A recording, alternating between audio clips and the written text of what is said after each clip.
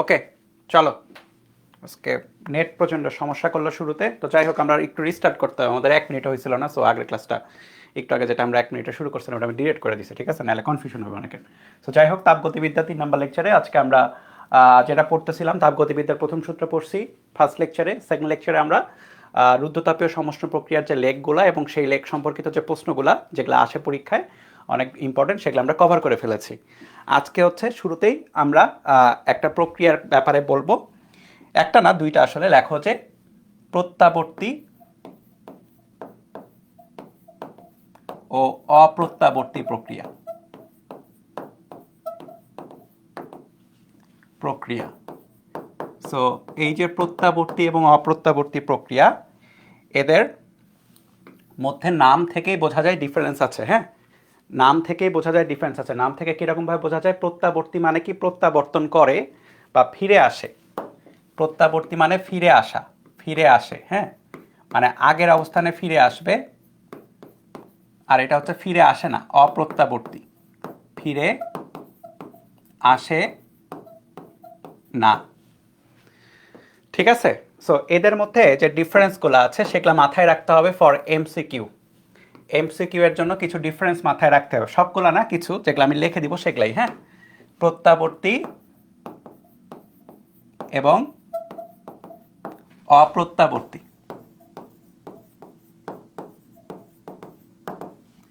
প্রত্যাবর্তী প্রক্রিয়া যেটা, এটা একটা ধীর স্থির প্রক্রিয়া। ঠিক আছে? প্রত্যাবর্তী প্রক্রিয়া হচ্ছে ধীর প্রক্রিয়া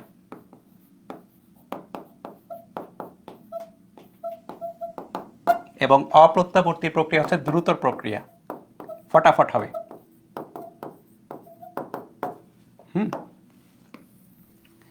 প্রত্যাবর্তী প্রক্রিয়াটা অস্বতঃস্ফূর্ত, মানে স্বতঃস্ফূর্তভাবে হবে না। ওকে, এগুলো এমসিকিউতে লাগবে, এই কারণে লিখে দিচ্ছে। হ্যাঁ, খাতায় তুলে রাখো, পরীক্ষার আগের দিন যেন মনে থাকে যে এখান থেকে এমসিকিউ দেখবা। দরকার হলে সাইডে লিখে রাখবা এখান থেকে এমসিকিউ আসে, এখানে লিখে রাখো সাইডে, বুঝছো? এটা হচ্ছে এমসিকিউর পয়েন্ট আর কি। আর তারপরে অপ্রত্যাবর্তী প্রক্রিয়া উল্টা হবে স্বতঃস্ফূর্ত প্রক্রিয়া। এখানে স্বতঃস্ফূর্ত প্রক্রিয়া।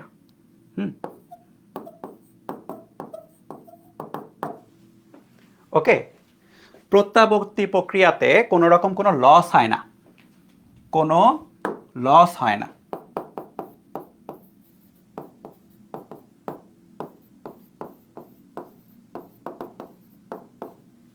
আর অপ্রত্যাবর্তী প্রক্রিয়াতে লস থাকে।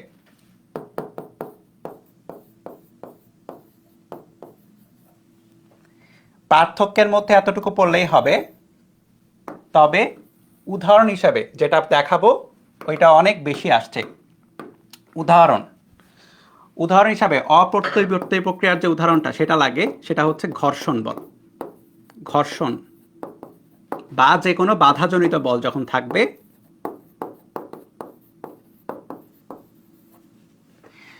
সেটার ফলে কি হবে? সেটার জন্য সিস্টেমে যেটা হবে, লস থাকবে, বুঝছো? সিস্টেমে লস হবে।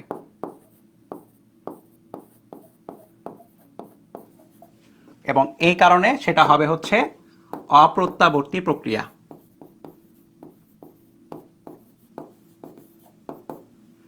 সো ঘর্ষণ বলের কারণে যদি কোনো কাজ হয় সেটা হচ্ছে অপ্রত্যাবর্তী প্রক্রিয়া, বুঝছো? ঘর্ষণ বলের কারণে যে ধরনের কাজ হয়, ঘর্ষণ বলের কারণে যে ধরনের কাজ হয় সেটা হচ্ছে অপ্রত্যাবর্তী প্রক্রিয়া। ঠিক আছে? এটা মাথায় রাখতে হবে। এই যে এই জায়গাটা খুবই ইম্পর্টেন্ট, ভেরি ভেরি ইম্পর্টেন্ট। দরকার হলে দাগায় রাখো সাইডে, ভেরি ভেরি ইম্পর্টেন্ট। কয়েকবার আসছে, বুঝছো?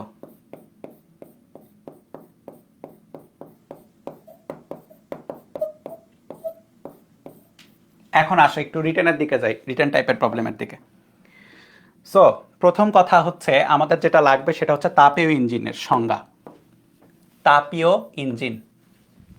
ওকে,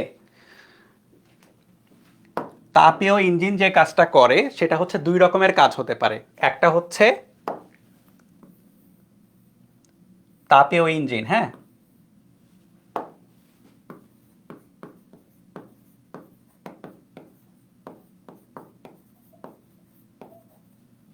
একটা হচ্ছে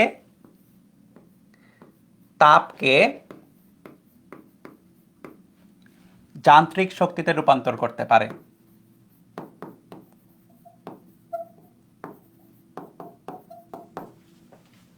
তাপীয় ইঞ্জিন কি করবে? তাপকে শক্তিতে রূপান্তর করবে। তাপ কি? তাপ এক প্রকারের শক্তি, তাপকেই সেই আলাদা আলাদা আরেক প্রকারের শক্তিতে রূপান্তর করছে তাপীয় ইঞ্জিন, ঠিক আছে? এবং উল্টা প্রসেসটাও হতে পারে, যান্ত্রিক শক্তিতেও তাপে রূপান্তর করতে পারে, ঠিক আছে? উল্টা প্রসেসটাও হতে পারে, তবে আমরা মেইনলি এটা নিয়ে একটু বেশি ফোকাসড, তাপকে যান্ত্রিক শক্তিতে রূপান্তর করতে হবে। সো তাপীয় ইঞ্জিন কি করে সংজ্ঞাগতভাবে?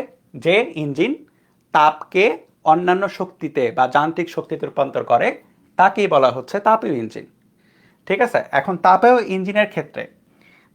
ইঞ্জিনের ক্ষেত্রে এমন একটা ব্যাপার আছে যে তুমি ধরো এখানে 100 জুল তাপ আছে, তুমি চাইলেই তাপীয় ইঞ্জিনের থ্রুতে সেটাকে সম্পূর্ণরূপে কাজে কনভার্ট করতে পারবা না, ঠিক আছে? 100 জুল মনে করো তাপ আছে, সেখানে যান্ত্রিক শক্তি কখনোই 100 জুল হবে না,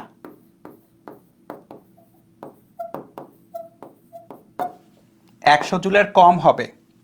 কেন 100 জুলের কম হবে? কারণ আমি যখন এটাকে এখানে কনভার্ট করছি, তখন যেটা হচ্ছে, তখন এখানে কিছু পরিমাণে লস হবে, লস থাকবে, ঠিক আছে? এই লসটা কি হবে? এই লসটা সরে যাবে। লেটস সে 100 জুল তুমি রূপান্তর করতে চাচ্ছ, তাপীয় ইঞ্জিন কি করলো? তাপীয় ইঞ্জিনটা 100 জুল ইনপুটে নিল, ঠিক আছে? 100 জুল ইনপুটে নেওয়ার পরে সেখান থেকে ধরো 20 জুল লস হয়ে গেল, 20 জুল হচ্ছে লস। তাহলে বাদ বাকি যেটা আছে কত থাকে? 100 থেকে 20 বাদ দিলে কত থাকে? 80 থাকে। এই 80টা পাওয়া যাবে কাজ হিসাবে, ঠিক আছে? এই 80 জুল হচ্ছে কাজ।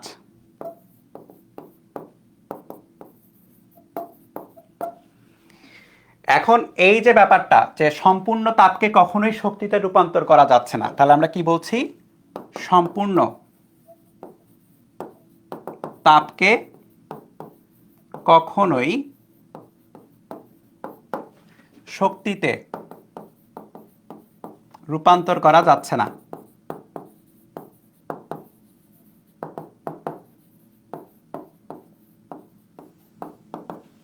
এই ব্যাপারটাকেই বলা হয় তাপগতিবিদ্যার দ্বিতীয় সূত্র। তাপগতিবিদ্যার দ্বিতীয়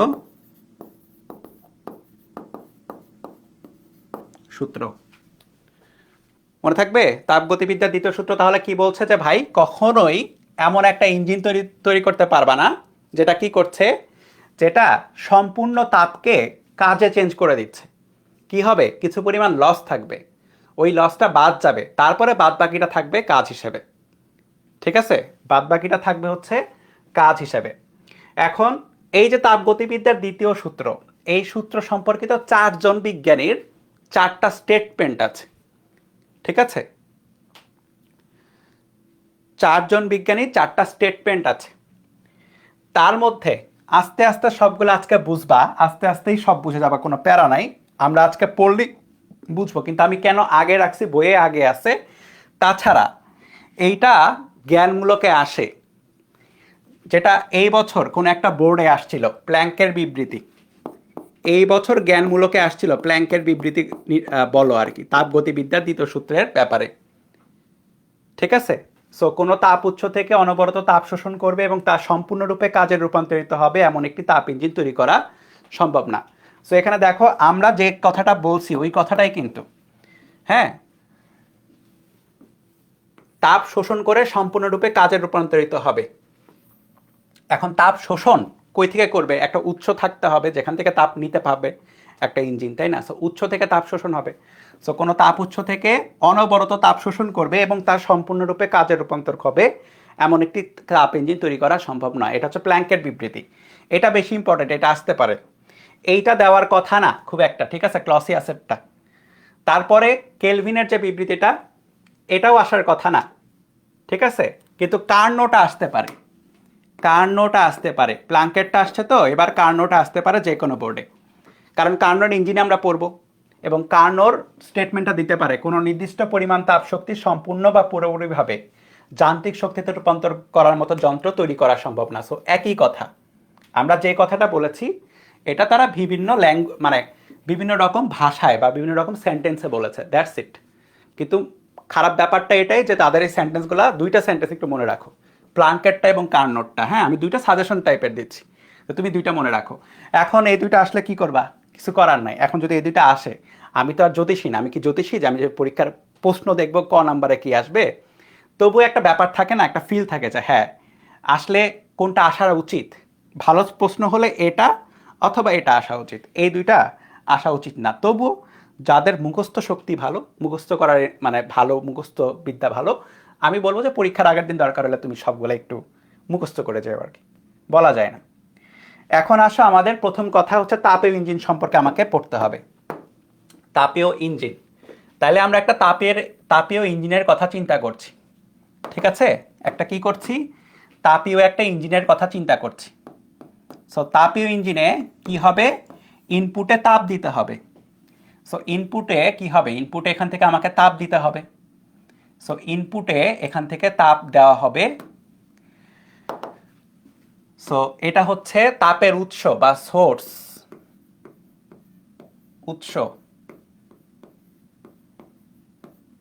এখান থেকে ইঞ্জিন কি করবে, ইঞ্জিনের কাজ হচ্ছে তাপকে কাজে রূপান্তর করবে, দ্যাটস ইট, আর কোনো কাজ নাই। কিন্তু তাপকে কাজে রূপান্তর করবে, কিন্তু কাজ করতে গিয়ে কি করবে, সমস্যা করবে, কি লস হয়ে যাবে, ঠিক আছে। যেরকম চর্বির উৎপাদনের সময় গ্লিসারিন উৎপাদন হয়, এরকম একটা বিক্রিয়া তোমরা পড়ছিলা তাই না, ওইরকম ব্যাপার আর কি, ছোটবেলায় পড়ছিলা, যেটা আমার এক্সাক্ট খেয়াল নাই আর কি। কিন্তু গ্লিসারিন, ও সাবান প্রস্তুত করতে গেলে গ্লিসারিন প্রস্তুত হয়, হ্যাঁ সাবান করতে গেলে গ্লিসারিন প্রস্তুত হয়, সাবান উৎপন্ন করার সময় গ্লিসারিন। তো যাই হোক, ওই রকম ব্যাপার আর কি, যখন কাজে চেঞ্জ হবে তখন দেখা যাবে কিছু পরিমাণ লস হচ্ছে এখানে। সো এখানে আমরা উৎস থেকে, খেয়াল রাখবা, উৎস থেকে কিছু পরিমাণে তাপ নিচ্ছি, ঠিক আছে। সো উৎস থেকে যদি আমরা Q1 পরিমাণে তাপ নেই, খেয়াল করো, Q1 পরিমাণে আমরা তাপ নিচ্ছি। এখন এই ইঞ্জিনটা কি করবে, ইঞ্জিনটা একটা নির্দিষ্ট পরিমাণে কাজ করবে, নির্দিষ্ট পরিমাণে কাজ করবে, সেটাকে ডাব্লিউ বললাম, ঠিক আছে। আর কি হচ্ছে, আর এখানে লস হয়ে গেল, কিছু কিছু লস হয়েছে, সেই লসটাকে আমাদের কোথাও না কোথাও দিতে হবে। হ্যাঁ, কারণ কি, কারণ হচ্ছে কোনো সিস্টেম না কখনো শক্তি যদি সঞ্চয় করে তাহলে সিস্টেমটা আনস্টেবল হয়ে যায়। কোথাও যদি শক্তি থেকে যায় তাহলে সেটা অস্থির হয়ে যায় বা অস্থিতিশীল হয়ে যায়। তাপীয় ইঞ্জিনে যদি শক্তি এক্সট্রা থেকে যায়, হ্যাঁ মনে করো যে লসটা, সেই লসটা যদি তাপীয় ইঞ্জিনে থেকে যায় তাহলে ইঞ্জিনটা কিছুক্ষণ পরে কাজ করতে পারবে না বা আনস্টেবল হয়ে যাবে, অতিরিক্ত আনস্টেবল হয়ে যাবে। সো এই কারণে কারণে লস হচ্ছে সেটাকে বাইরে কোথাও বের করে দিতে হবে। সো বের করার ক্ষেত্রে যেটা হয় যে এখানে একটা সিঙ্ক বা সিঙ্ক বলে এটাকে, ঠিক আছে। আমরা এই যে পানি, যে যাদের বাসায় বেসিন আছে দেখবা, বা সবার বাসাতে তো রান্নাঘরে বেসিন আছে, তো যেখানে পানি চলে যায় সেটাকে আমরা সিঙ্ক বলি। তো তাপের ক্ষেত্রে এটাকে বলা হয় হিট সিঙ্ক, ঠিক আছে, সিঙ্ক। হ্যাঁ, বা গ্রাহক, তাপের গ্রাহক, এই সিঙ্কে আমরা ফেলে দিচ্ছি আর কি অতিরিক্ত তাপটা। তাহলে এই যে কি পরিমাণে তাপ ফেলে দিচ্ছি সেটা যদি আমরা Q2 বলি, তাহলে খেয়াল করে দেখো, আমরা যদি তাপের, বা এখানে তো তাপকে এক প্রকারের শক্তি, সো যদি শক্তির সংরক্ষণশীলতার কথা বলি, যে হ্যাঁ আমি যে পরিমাণ এখানে শক্তি দিছি সেটাই তো টোটাল হয় এই দিকে আসছে না এই দিকে আসছে। হ্যাঁ, এখানে তো আর জাদুবিদ্যা সম্ভব না যে তুমি এখানে শক্তি কিছুটা দিলা এখানে অতিরিক্ত শক্তি চলে আসলো, সম্ভব না। সো যেটা আমরা দিছি, যেটা আমরা ইনপুটে দিছি সেটাই আউটপুটে এবং এখানে লস আকারে আসছে। তাহলে W = Q1 + Q2। তাহলে উৎসের শক্তি বলবো বা তাপ বলবো এটা, সিঙ্কের তাপ হচ্ছে এটা, এবং কাজ হচ্ছে এটা, বা কাজ কৃত কাজ ইকুয়াল টু হচ্ছে Q1 মাইনাস Q2, উৎসের তাপ মাইনাস সিঙ্কের তাপ, বা উৎসের তাপ মাইনাস গ্রাহকের তাপ। এখন ধরো যে তুমি একটা, সাপোজ তোমার কোনো একটা কাজে একটা ইঞ্জিনের দরকার হচ্ছে, কোনো একটা কাজে কি হলো, ইঞ্জিনের দরকার হচ্ছে, সাপোজ তাপে ইঞ্জিনের দরকার হচ্ছে, এবং তাহলে তুমি বাজারে যাবা, বাজারে গিয়ে কী করবা, তাপের ইঞ্জিনটা কিনতে চেষ্টা করবা বা কেনার চেষ্টা করবা। এখন তুমি ইঞ্জিন কেনার সময় বা একটা ডিভাইস কেনার সময় যেটা তাপ নিয়ে কাজ করবে, অবশ্যই সেই ডিভাইসটাই কিনবা যেটা কি হচ্ছে, যেটা খুব ভালো কাজ করতে পারে, রাইট, যেটা খুব ভালো কাজ করতে পারে বা যেটা দক্ষ, যেটা ভালো দক্ষ। সো এখানে আমাদের ইঞ্জিনের ক্ষেত্রে ইঞ্জিনে একটা প্যারামিটার হচ্ছে দক্ষতা বের করা বা দক্ষতা পরিমাপ করা, কারণ ওইটা দেখেই তুমি ডিসাইড করবা যে তুমি সেটা কিনবা নাকি কিনবা না। সো দক্ষতা, যেটা কর্মদক্ষতার নামে যেটা আমরা প্রকাশ করি, সেটা হচ্ছে ইনপুটের সাপেক্ষে আমি কি পরিমাণে আউটপুট পাবো সেটা, একটা ইনপুটের সাপেক্ষে আমি কি পরিমাণে আউটপুট পাবো সেটা কর্মদক্ষতা, তোমরা পড়েছো কাজ শক্তি ক্ষমতাতে। এখন কথা হচ্ছে ইনপুট কোনটা আর আউটপুট কোনটা। খেয়াল করে দেখো, ইনপুট হিসাবে কিন্তু আমি কি করছি, ইনপুট হিসাবে আমি কিন্তু সোর্স থেকে এনার্জি দিচ্ছি তাপ আকারে, তাই না? তো ইনপুট কিন্তু আসলে এইটা Q1, আউটপুট কোনটা, আউটপুট কিন্তু হচ্ছে এইটা, যে আমি কি পরিমাণে কাজ পাচ্ছি, কাজটাই কিন্তু আমাদের ডিজায়ার্ড করা আউটপুট। আমরা তো অতিরিক্ত, আমরা তো এটা দেখবো না লস কি আমাদের আউটপুট, লস তো আউটপুট না, কি আউটপুট, এইটা আউটপুট। তাহলে এটা যদি আউটপুট হয়, খেয়াল করে দেখো, তাহলে আউটপুট কোনটা, আউটপুট হচ্ছে W, আর ইনপুট কোনটা, ইনপুট হচ্ছে Q1। তাহলে আমরা কর্মদক্ষতাকে বলতে পারি W/Q1, এটা একটা সম্পর্ক, W/Q1। তুমি পরের লাইনে গিয়ে আরো লিখতে পারো W/Q, সরি, W মানে কত, W মানে হচ্ছে Q1 minus Q2 by Q1। তাহলে Q1/Q1 মাইনাস Q2/Q1, Q1/Q1 মানে কত, 1, তাই না? তাহলে 1 মাইনাস Q2/Q1,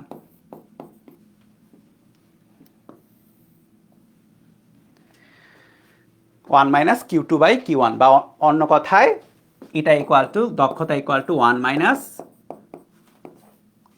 উৎসের তাপ নিচে থাকবে আর উপরে গ্রাহকের তাপ থাকবে। সো এটা হচ্ছে তাপীয় ইঞ্জিনের দক্ষতা।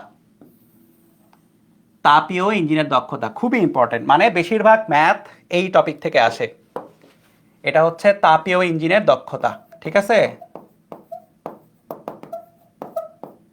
আমি কিন্তু এই যারা এর আগে পড়েছো, হ্যাঁ, এর আগে এই চ্যাপ্টারের কথা পড়েছো বা কোথাও পড়েছো, যেখানেই হোক পড়েছো আর কি, এটা কিন্তু কার্নো ইঞ্জিনের দক্ষতা না, তাপীয় ইঞ্জিনের দক্ষতা। কার্নো ইঞ্জিন তাপীয় ইঞ্জিনের মধ্যে পার্থক্য আছে। যে কোনো তাপীয় ইঞ্জিনের দক্ষতা হচ্ছে এইটা, যে কোনো তাপীয় ইঞ্জিনের দক্ষতা, সেটা তুমি বানাও, আমি বানাই, কার্নো বানাই, যে খুশি সেই বানাক, দক্ষতাগত দক্ষতা হচ্ছে এটা 1 মাইনাস Q2/Q1। ঠিক আছে? তাহলে Q1 কোনটা, সোর্স, Q2 হচ্ছে সিঙ্ক। ওকে, চলো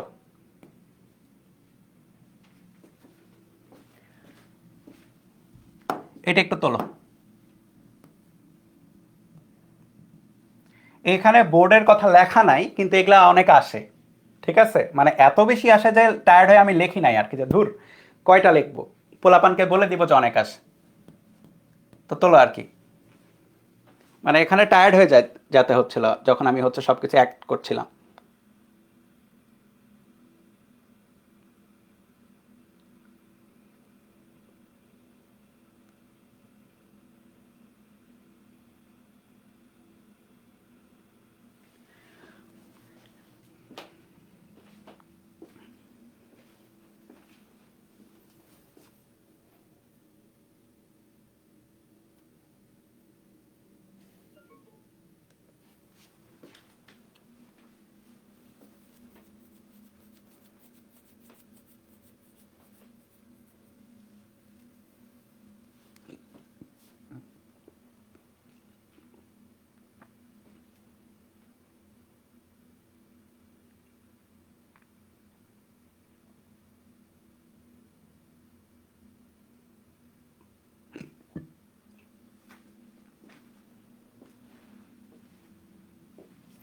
বেশি সময় দিয়ে ফেলছি নাকি?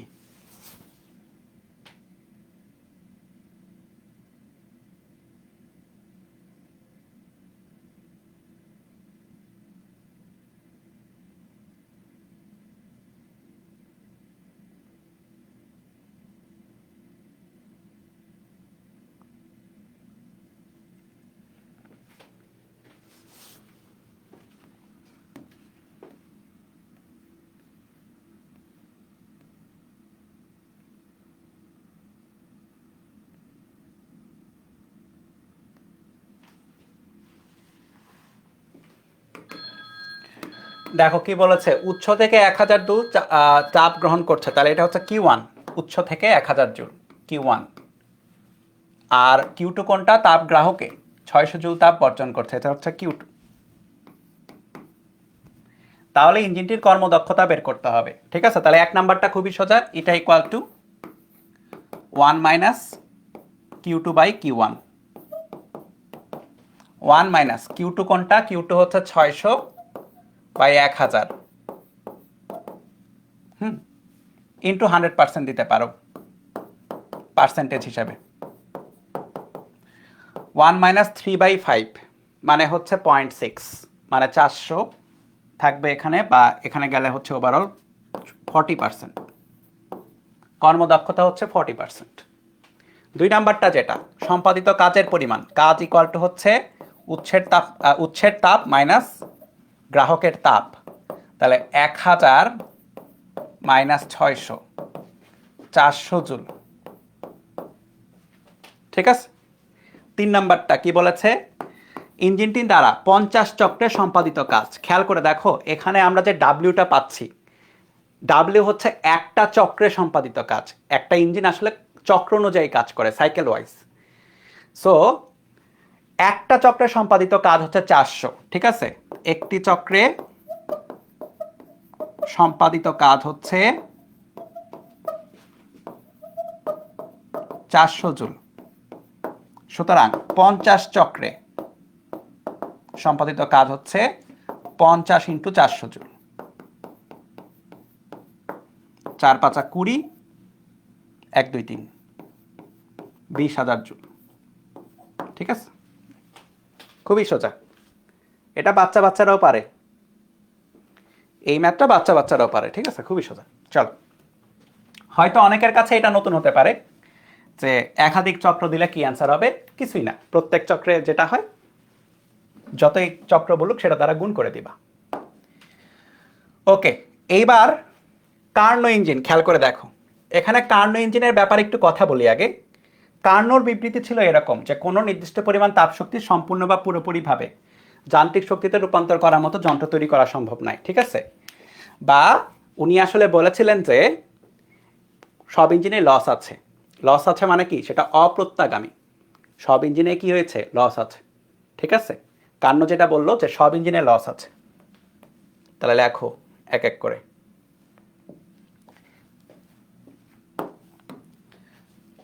কার্নো বলল,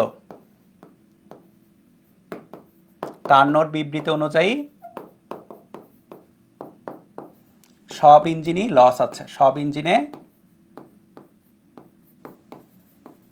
লস আছে। আর সব ইঞ্জিনে যদি লস থাকে তাহলে সেগুলো হচ্ছে অপ্রত্যাগামী ইঞ্জিন।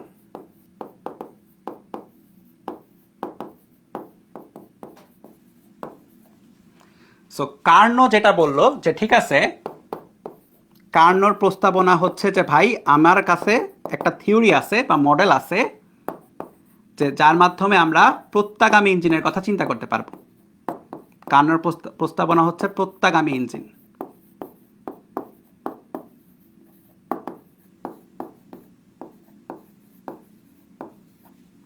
কার্নোর প্রস্তাবনা কি হলো? প্রত্যাগামী ইঞ্জিন, ঠিক আছে? সো কার্নো ইঞ্জিন যেটা, সেটা হচ্ছে একটা প্রত্যাগামী ইঞ্জিন। আমরা যেটা পড়বো বা স্টাডি করব সেটা হচ্ছে একটা প্রত্যাগামী ইঞ্জিন বা কার্নো ইঞ্জিন, সে নিজের নামে দিছে, ঠিক আছে? Karnaugh engine. কিন্তু এটা বাস্তবে সম্ভব না, এটা বাস্তবায়ন করা সম্ভব না, বাস্তবে অসম্ভব।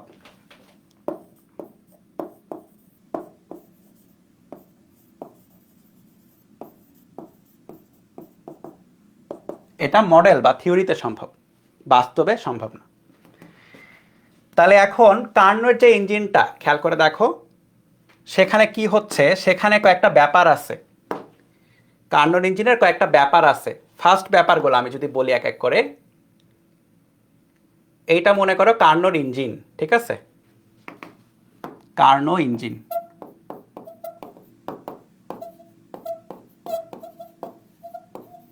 এখন কার্নোর ইঞ্জিনকে এক প্রকারের তাপীয় ইঞ্জিন, তাহলে তাপীয় ইঞ্জিনের যেসব এলিমেন্ট আছে সবগুলোই থাকবে।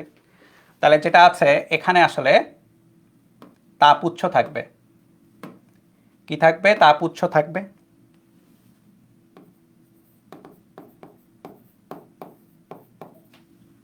এবং আবার কি থাকবে? আবার থাকবে হচ্ছে তাপের গ্রাহকও থাকবে।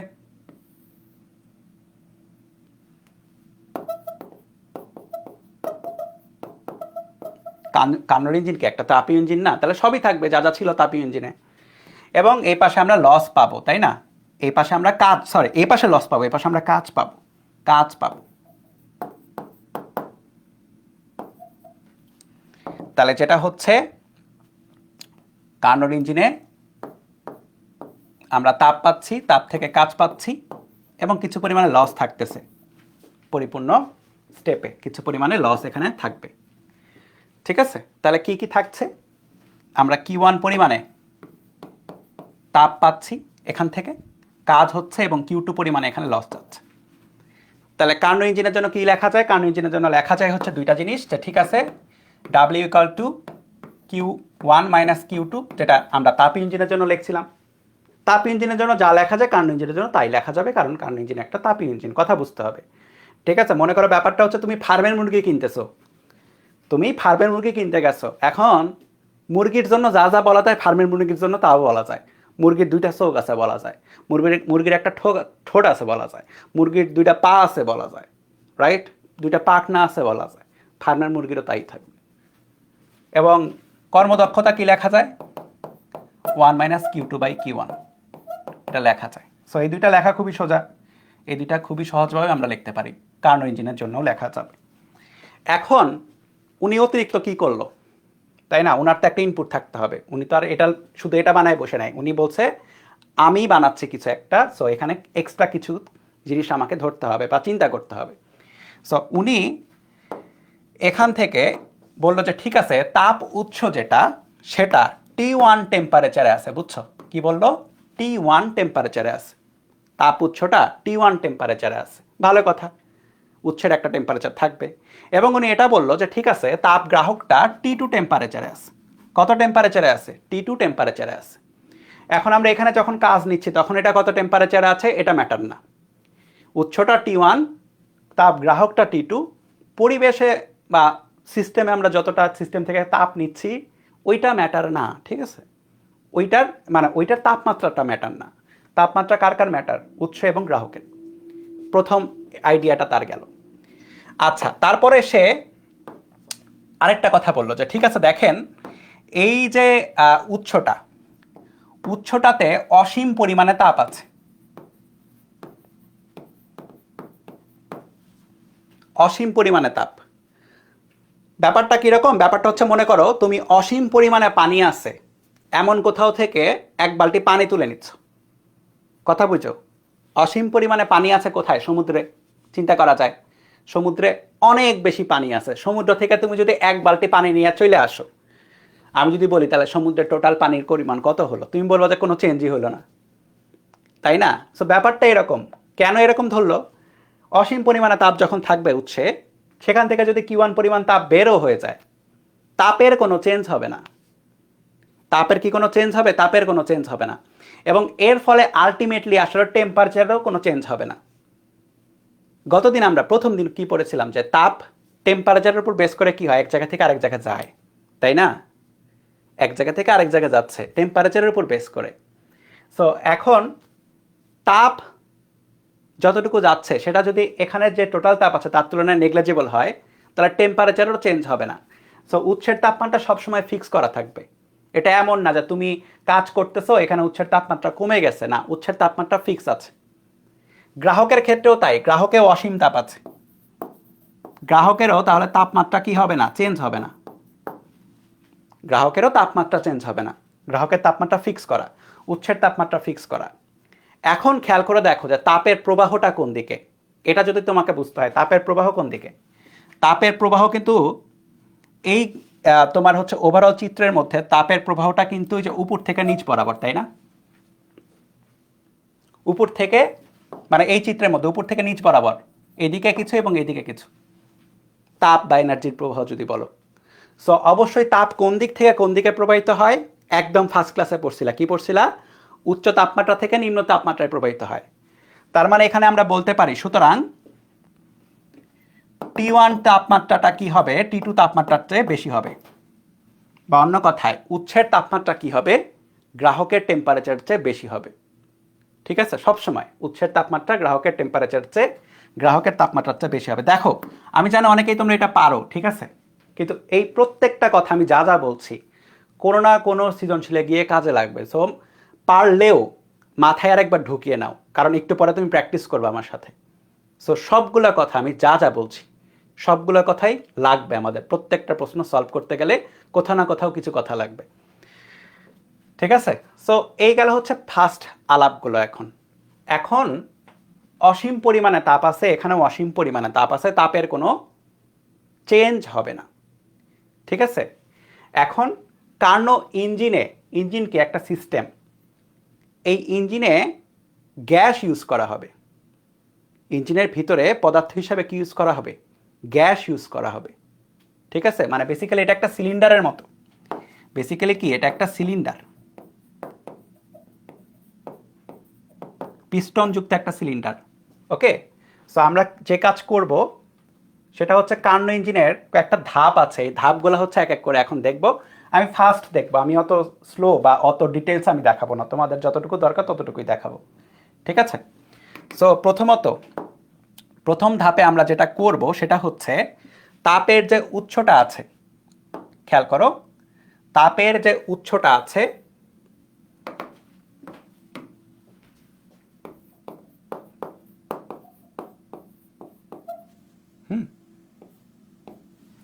তাপের যে উৎসটা আছে এই উৎসের টেম্পারেচার কত, T1। এই টেম্পারেচারের উৎসে আছে, এই উৎসের উপরে হচ্ছে আমি সিলিন্ডার সহ গ্যাসটাকে রাখবো। ঠিক আছে, কি করব, আমি সিলিন্ডার সহ গ্যাসটাকে এখানে রাখবো।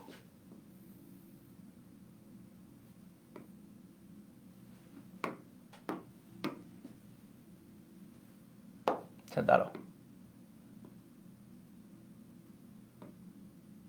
মিশাই দিলেই হইতো। হ্যাঁ, সিলিন্ডার সহ গ্যাসটাকে এখানে রাখবো উৎসের উপরে। তাহলে এখানে গ্যাস আছে।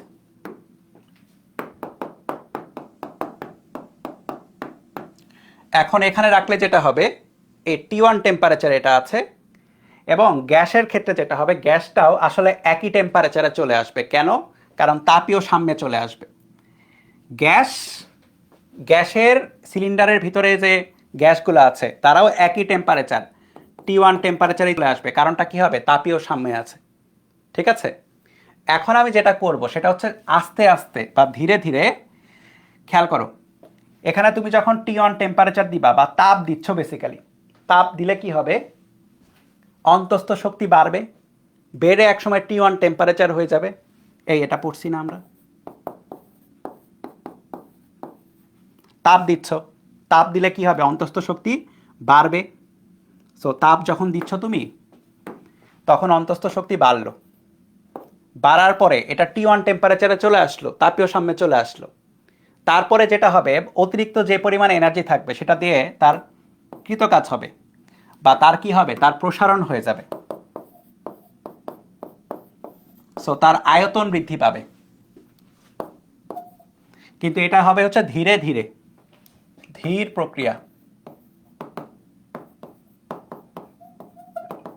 এবং কি হবে, তার আয়তন বাড়তেছে।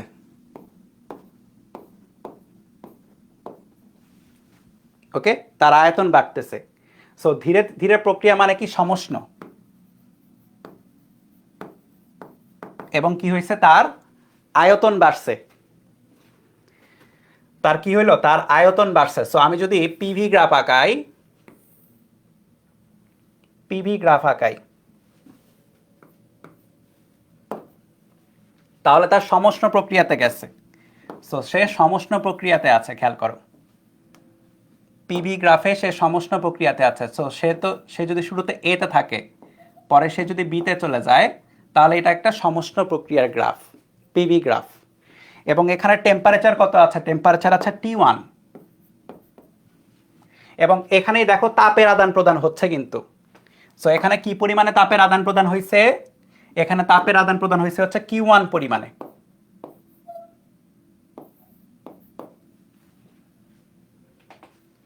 Q1 পরিমাণে তাপের আদান প্রদান হয়েছে। সো এখানে তাপের আদান প্রদান হয়েছে হচ্ছে Q1 পরিমাণে, খেয়াল থাকে জানো, এগুলো আমাদের এক এক করে লাগবে এখন। সো খেয়াল করো, আমি ওখানে রাখলাম Q1 পরিমাণে তাপ ঢুকলো, ধীরের প্রক্রিয়া সমষ্ণ প্রক্রিয়া হলো যে ঠিক আছে এটা একই উষ্ণতায় আসলো, আয়তন বাড়লো। তাহলে কি হলো, এই প্রথম ধাপটাকে বলা হয় হচ্ছে সমষ্ণ প্রসারণ।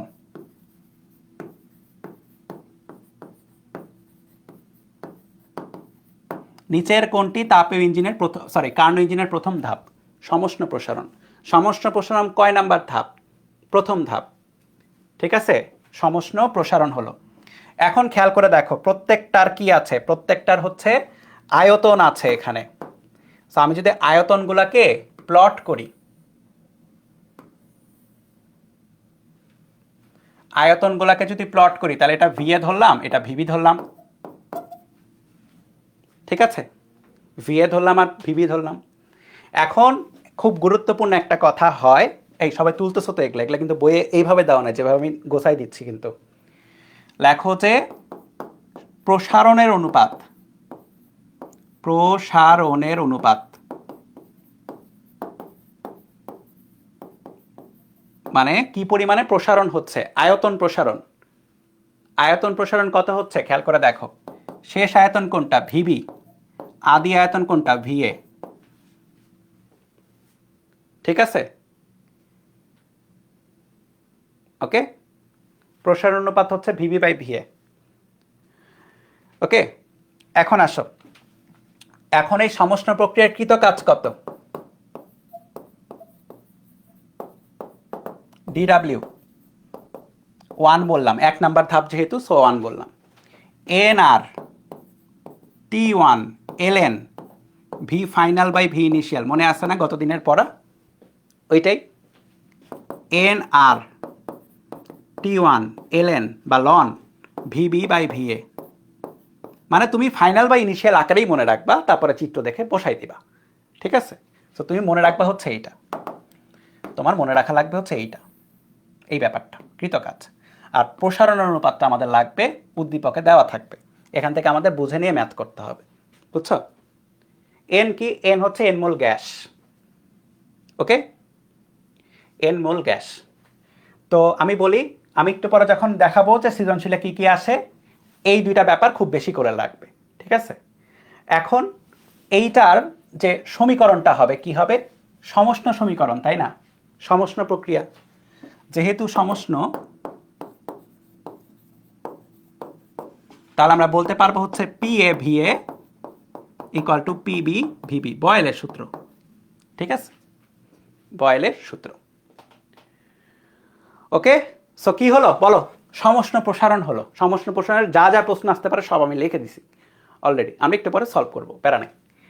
এখন হচ্ছে 2 নাম্বার ধাপ। সো কার্নো ইঞ্জিনের আমরা পড়বো হচ্ছে কোন ধাপ, দ্বিতীয় ধাপ পড়বো, ঠিক আছে। কার্নো ইঞ্জিনের আমরা দ্বিতীয় ধাপ পড়বো। সো আমরা 2 নাম্বার ধাপ পড়বো এখন।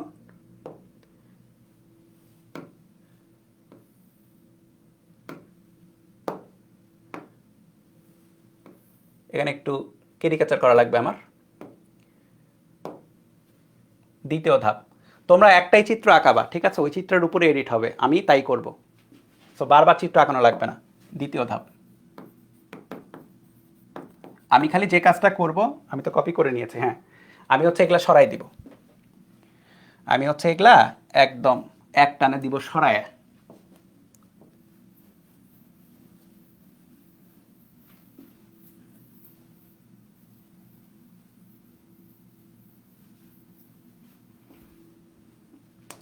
এবং তোমরাও আমার সাথে সাথে এডিটগুলো করবা। খেয়াল করো, আগে কোথায় ছিল? আগে উচ্চতে রাখছিলাম, রাইট? এটা প্রসারণ হচ্ছিল। এখন ফট করে যেটা করা হবে, ফট করে মানে তো বুঝো, মানে ফট করে একটা আওয়াজ হবে, মানে বুঝোই তো ফট করে মানে কি, খুব দ্রুত। খুব দ্রুত এখানে একটা তাপ অপরিবাহী বস্তুতে সেটাকে রাখা হবে। তাপ অপরিবাহী মানে তাপের অপরিবাহী একটা বস্তু। এটার উপর কি করা হলো? সিলিন্ডারটাকে রাখা হলো। এটার উপর সিলিন্ডারটাকে রাখা হলো, ঠিক আছে? এখন তাপের অপরিবাহী বস্তুতে তুমি যদি রাখো, খেয়াল করো, তাপের অপরিবাহী বস্তুতে তুমি যদি তাকে রাখো, এখন কি হবে? এখন এখানে কোনো তাপের আদান প্রদান হবে না, ঠিক আছে? তাহলে ডি কিউ হয়ে গেল 0, বা তাপের আদান প্রদান সম্ভব না।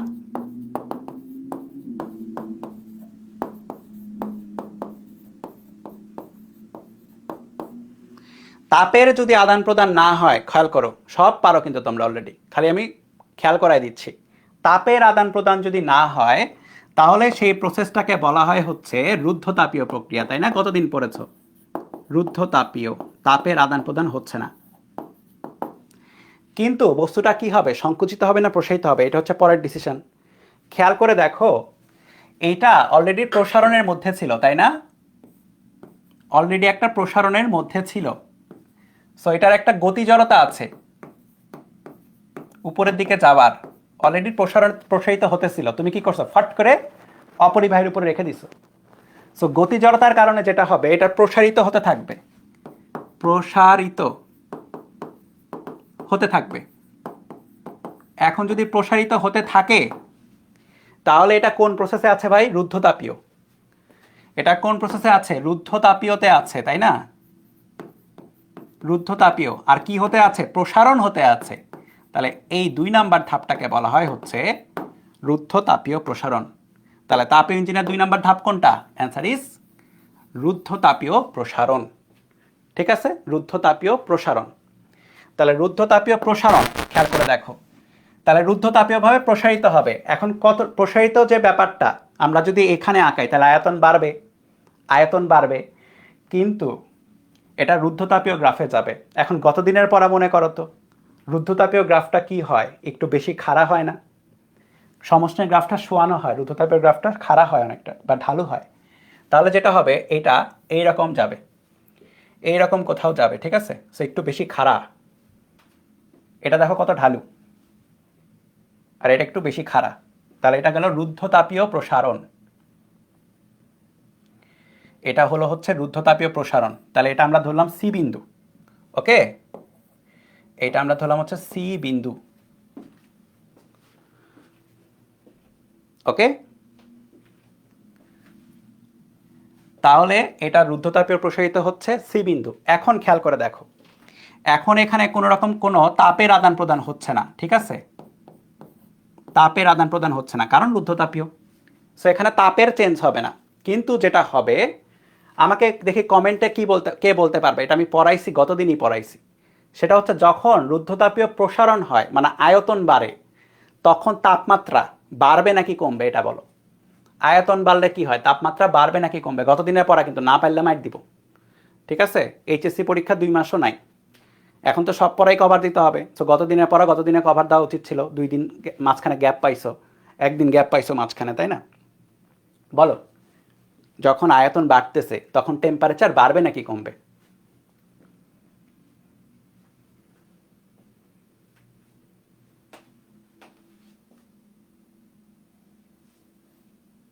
ভেরি গুড, তাপমাত্রা কমে যাবে।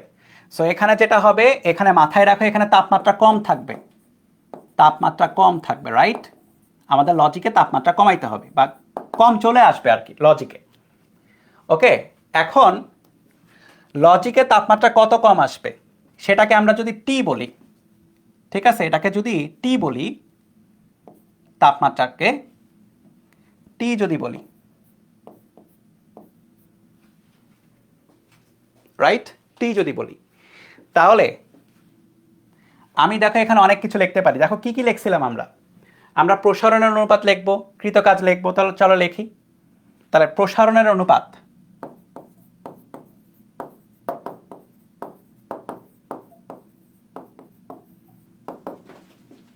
এটা সি বিন্দু, তো তাহলে ভিসি বললাম।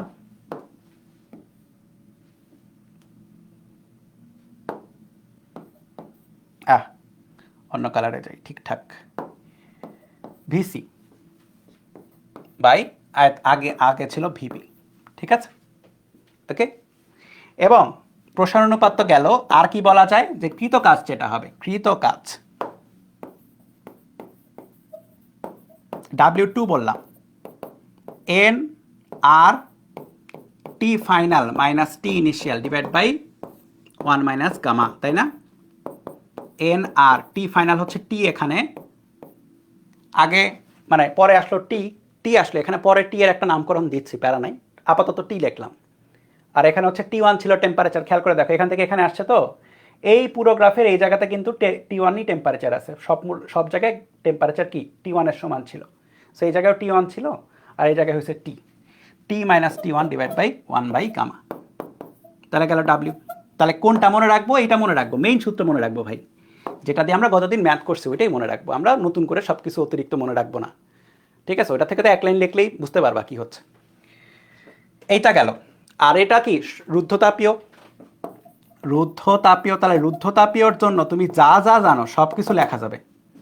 তাহলে P B V B to the power gamma equal to P C V C to the power gamma, V B T B বা বি এর টেম্পারেচার হচ্ছে 1 আর কি, to the power gamma minus 1, V C T gamma minus 1, T এর জায়গায় মানে আমরা কিছু একটা করবো কিন্তু আপাতত টি রাখতেছি। আর কি লেখা যায়, আর লেখা যায় হচ্ছে T one VB PB sorry to the power 1 minus gamma by gamma equal to T PC 1 by 1 minus gamma by gamma. কেন লিখতে পারলাম, কারণ গত দিনের পড়া ছিল, রাইট, পড়েছি আমরা যে এদের মধ্যে সম্পর্কটা কি। সো সবগুলা সম্পর্ক তুমি লিখতে পারবা, তাহলে ম্যাথে যা খুশি তাই দিক পারা যাবে, বুঝছো। জাস্ট সম্পর্কগুলো মনে রাখতে হবে। দেখো এগুলা কিন্তু গত দিনের পড়া, ঠিক আছে। আজকে আমরা খালি এইটুকু চিন্তা করতেছি, এইটুকু চিন্তা করার পরে গত দিনের পড়া দিয়ে সব বলতে পারতেছি। এগুলাই ম্যাথ, বুঝছো, এগুলাই ম্যাথ এক একটা। এখন দেখো যে পরের স্টেপে আমরা কি করব। কার্ন ইঞ্জিনে ছিলাম, কার্ন ইঞ্জিনে দ্বিতীয় ধাপে ছিলাম, এবার আমরা থার্ড যে ধাপটা এটার জন্য আমি এটা একটা কপি করব, এবং এখানে আমি আবার একটু ক্যাচালগুলা করব, ক্যাচালগুলা করে দিই। তৃতীয়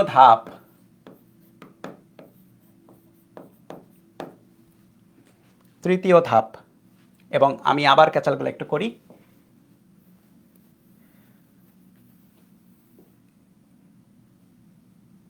এখানে একটা ক্যাচাল হয়ে গেছে।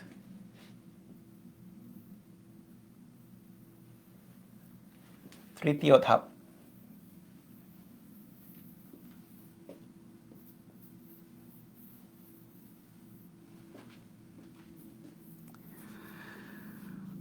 ওকে, তৃতীয় ধাপ। এখন আমরা যে কাজটা করব সেটা হচ্ছে সিলিন্ডারটাকে, খেয়াল করো কি কি ছিল উপাদান কার্ন ইঞ্জিনে, দেখো তাপ উৎস ছিল একটা, তাই না, এটাতে বসাইছিলাম শুরুতে, দিয়ে T1 টেম্পারেচার হয়ে গেছিল গ্যাসে। তারপরে কি করছি, তারপরে একটা তোমার ইয়েতে অপরিবাহিতে বসাইছি, তাপ অপরিবাহিতে। এখন যেটা করব আমরা আরেকটা যেটা ব্যাপার, তাপ গ্রাহকে তো কিছু পরিমাণে তাপ দিয়ে দিতে হবে, ওই তাপ গ্রাহকে বসাবো। তো আমরা কি করব, তাপ গ্রাহকে এখানে বসাবো, সিলিন্ডারটাকে তাপ গ্রাহকে বসাবো। এখন খেয়াল করে দেখো, মানে সিঙ্কে বসাচ্ছি সিলিন্ডারটাকে, যখন তুমি সিঙ্কে দিচ্ছ, খেয়াল করে দেখো যখন তুমি সিঙ্কে দিচ্ছ তখন সিঙ্কের টেম্পারেচার কিন্তু T2 ছিল, রাইট। এখন এই যে গ্যাস আছে, গ্যাস কি করবে, গ্যাসও অবশ্যই এটার সাথে তাপীয় সাম্যে চলে আসবে, রাইট। তুমি যখন এখানে রাখছো তখন এটা তাপীয় সাম্যে চলে আসবে। এটার টেম্পারেচার হ্রাস বৃদ্ধি হচ্ছে না, কেন, কারণ এটা ওই যে অসীম পরিমাণে হিট ছিল বলেছিলাম, এটার টেম্পারেচার কমবে পারবে না। সো টেম্পারেচার কমবে এইটারই, তাহলে এটা যেটা হবে, এটা টেম্পারেচার কমে গিয়ে T2-তে আসবে। সো আমরা যেখানে আসলে, খেয়াল করো, আমরা যেখানে আসলে থার্ড স্টেপটা স্টার্ট করছি ওই জায়গায় টেম্পারেচার কিন্তু T2, রাইট? ওই জায়গায় টেম্পারেচার কত? T2। সো থার্ড স্টেপে স্টার্ট হচ্ছে এই জায়গায়, বুঝছো? এই জায়গায় স্টার্ট যদি হয় টেম্পারেচার, তাহলে এই জায়গায় কত? T2 না? এই জায়গায় তাহলে টেম্পারেচার কিন্তু T2। সো আমরা আসলে T2 থেকে স্টার্ট করছি থার্ড স্টেপ, বা আমি বলতে পারি অন্য কথায় T2 থেকে যদি থার্ড স্টেপ স্টার্ট করি, এর মানে কি সেকেন্ড স্টেপ কই শেষ হয়েছে? T2 তে শেষ হয়েছে। এই কথা বুঝো, T2 থেকে যদি থার্ড স্টেপ স্টার্ট করি তাহলে সেকেন্ড স্টেপ কই শেষ হয়েছে? T2 তে শেষ হয়েছে। তাহলে এই জায়গায় আমরা যত জায়গায় টি লিখছিলাম সব জায়গায় কি লিখবো? T2 লিখবো, বুঝছো? সব জায়গায় T2 লিখবো, সব জায়গায় T2। কোন কোন জায়গায় আছে লেখার মতো? এই যে জায়গা আছে T2। এই জায়গায় টেম্পারেচার হবে তাই T2। কেন T2 হচ্ছে? কারণ থার্ড স্টেপের স্টার্ট হচ্ছে এখানে, বা সেকেন্ড স্টেপের এন্ড হচ্ছে এখানে। T2 হচ্ছে কার টেম্পারেচার ভাই? সিঙ্কের টেম্পারেচার। ওকে, এই দেখো এবার লজিক্যালি তাহলে সব কিছুই মিলতেছে। দেখো এখন আমাদের এখানে রাখলে কি হবে খেয়াল করো। এখানে যদি আমরা রাখি, তাপ সিঙ্কে কি করবে আসলে? সিঙ্কের কাজ কি ছিল মনে করো তো? সিঙ্কের কাজ ছিল হচ্ছে, সিঙ্কে আমরা কি করব, এখান থেকে Q2 পরিমাণে তাপ দিয়ে দিব, তাপ ছেড়ে দিব, ইঞ্জিন থেকে তাপ ছেড়ে দিব। সো আমরা কি করছি? আমরা এই জায়গায় ইঞ্জিন থেকে তাপ আসলে ছেড়ে দিচ্ছি। তাহলে ইঞ্জিন থেকে কি করছি? তাপ ছেড়ে দিচ্ছি ভাই, বুঝো? কিন্তু তাপ ছেড়ে দিচ্ছি Q2, U2 প্লাস PdV, এটা আমরা জানি এই সূত্র। এখন আমি যদি তাপ ছেড়ে দিই, তাপ কমে যাচ্ছে। তাপ যদি কমে যায়, দেখো টেম্পারেচারও কমে গেছে, রাইট? টেম্পারেচার কমে গিয়ে অভ্যন্তরীণ শক্তিও কমে গেছে, এবং আলটিমেটলি যেটা হয়েছে পুরো সমীকরণিক মানে সবগুলার ভ্যালু কমে গেছে আসলে, তাহলে আয়তনও কমে গেছে। তাহলে যেটা হবে, এটার আসলে আয়তনটা কমতে থাকবে, তার মানে কি পিস্টন নিচে নেমে যাবে, এবং এটার সাথে সমষ্ণতা আছে, এবং এই প্রসেসটা হবে ধীর প্রসেস, যেহেতু সমষ্ণ, বা অন্য কথায় আমি উল্টা বলতে পারি ধীর প্রসেস, এই কারণে হচ্ছে একটা সমষ্ণ। তাহলে সমষ্ণ কি হলো? সমষ্ণভাবে সংকুচিত হচ্ছে। এটার মানে কি? তৃতীয় ধাপ হচ্ছে সমষ্ণ সংকোচন। তৃতীয় ধাপ ইজ সমষ্ণ সংকোচন। তাহলে এইবার যে আয়তনটা এই জায়গায় গিয়ে ঠেকছিল, যে আয়তনটা এই জায়গায় গিয়ে ঠেকছে, এখন কি হবে? এই আয়তনটা আসলে কমে যাবে। এই আয়তনটা কি হবে? কমে যাবে। তাহলে এই আয়তনটা কমে মনে করো এই জায়গায় আমরা চলে আসছি, এবং সমষ্ণ গ্রাফ কিন্তু, এটা কিন্তু সমষ্ণ গ্রাফ, এ কারণে কি শোয়ানো। সমষ্ণ গ্রাফ হলে কি হবে? শোয়ানো হয়, এ কারণে গ্রাফটা হচ্ছে শোয়ানো। তাহলে যেটা হয়েছে খেয়াল করো, আমি যদি অ্যারোগুলা দিয়ে দিই, এখানে গেছি, তারপর এখানে গেছি, এখন কই গেলাম? এখানে আসলাম, তাহলে ডি পজিশনে আসলাম। তাহলে এই জায়গায় আয়তন আমরা ধরে নিই ভিডি। টেম্পারেচার কত ভাই? T2, তাই না? টেম্পারেচার তো T2, এবং এই জায়গায় আসলে তাপ ছেড়ে দেওয়া হচ্ছে। কি পরিমাণে তাপ ছাড়া হচ্ছে? Q2 পরিমাণে তাপ ছাড়া হচ্ছে। এই জায়গায় Q2 পরিমাণে তাপ ছেড়ে দেওয়া হচ্ছে, ঠিক আছে? তাহলে এই T2টাকে আমি একটু সরাই দিই, ঠিক আছে? এটাকে একটু সরাই দিই,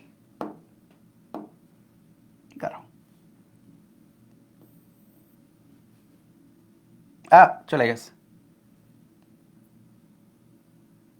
ঠিক আছে? খাইছে। তৃতীয় ধাপে আছি আমি, না? আর কি কিছু গেছে আমাদের? আর কিছু যায়নি, যাই হোক বেঁচে গেছি। পিছনে স্লাইডার এটা চলে গেছে, তৃতীয় ধাপ।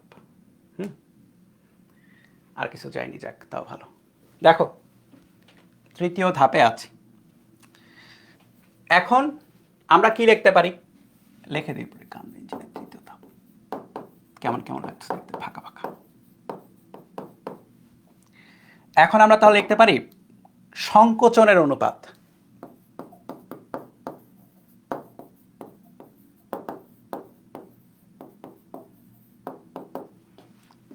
সংকোচিত হয়েছে ভিডি বাই ভিসি, আর কৃত কাজ সমষ্ণ যেহেতু এন আর T2, এবার টেম্পারেচার কত T2, ln of V final by V initial n R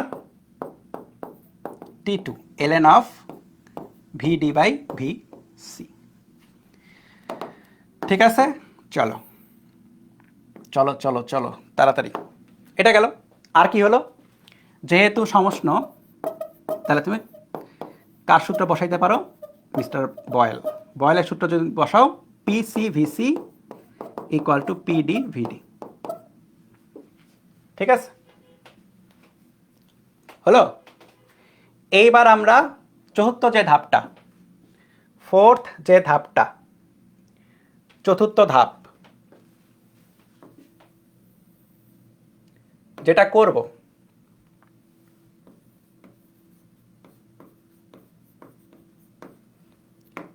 Karnaugh ইঞ্জিনের চতুর্থ ধাপে আমরা যেটা করব সেটা হচ্ছে, আমি আসলে সরাই দিই এগুলা,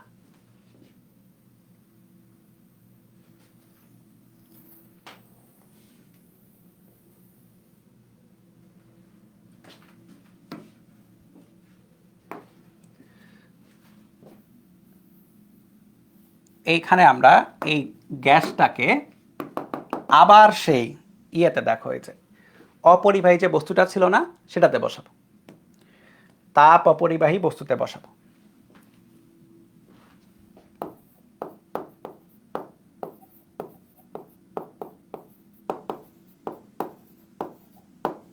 তাপ অপরিবাহী বস্তুতে বসালে কি হবে, তাপের কোনো আদান প্রদান হবে না, ডিকিউ ইকুয়াল টু 0। তার মানে কি হবে, এটা হবে একটা রুদ্ধ তাপীয় প্রসেস। তাপের আদান প্রদান না হলে রুদ্ধ তাপীয় প্রসেস। আর রুদ্ধ তাপীয় প্রসেস হলে কি হবে, এইটার খেয়াল করে দেখো, এইটার কিন্তু একটা গতি জড়তা আছে নিচের দিকে, এবং এই গতি জড়তার কারণে এটা যেটা হবে সংকুচিত হতে থাকবে, সংকুচিত হতে থাকবে।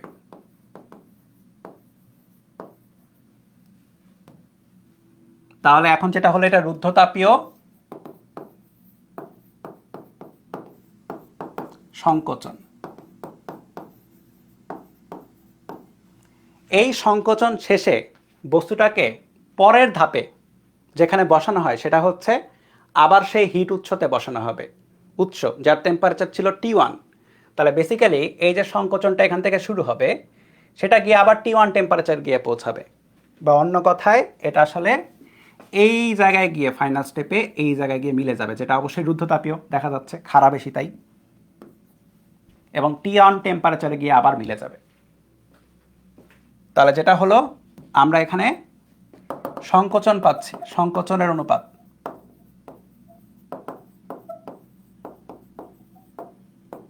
শেষটা হচ্ছে ভিএ, শুরুটা হচ্ছে ভিডি, সরি হ্যাঁ ভিডি, সংকোচনের অনুপাত পাচ্ছি।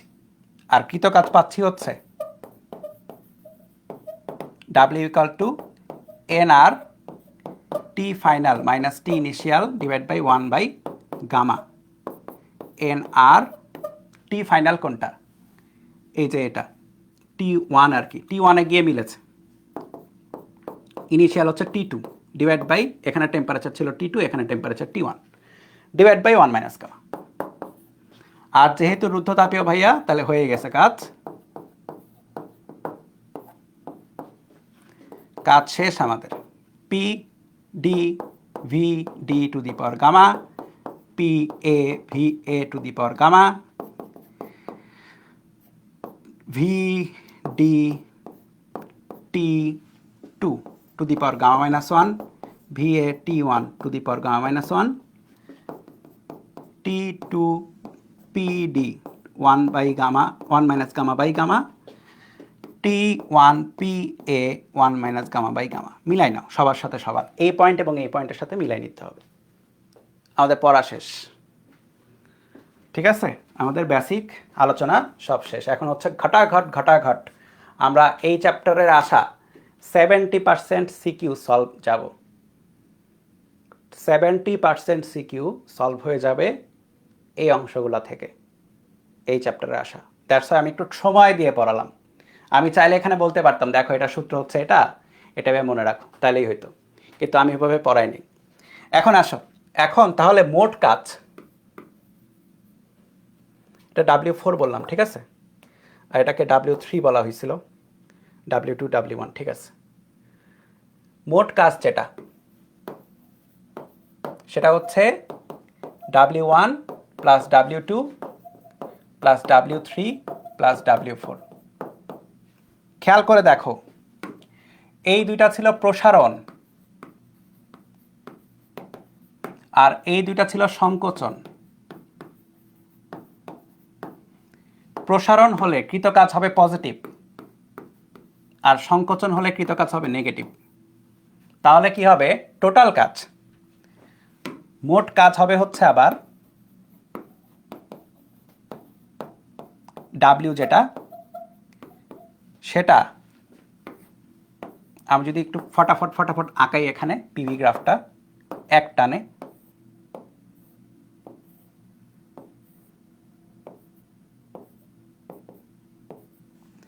মোট কাজ হবে হচ্ছে এতটুকুর ক্ষেত্রফল,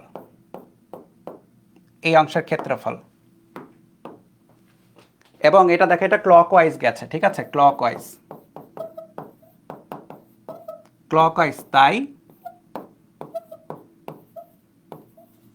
মোট কাজ হচ্ছে পজিটিভ।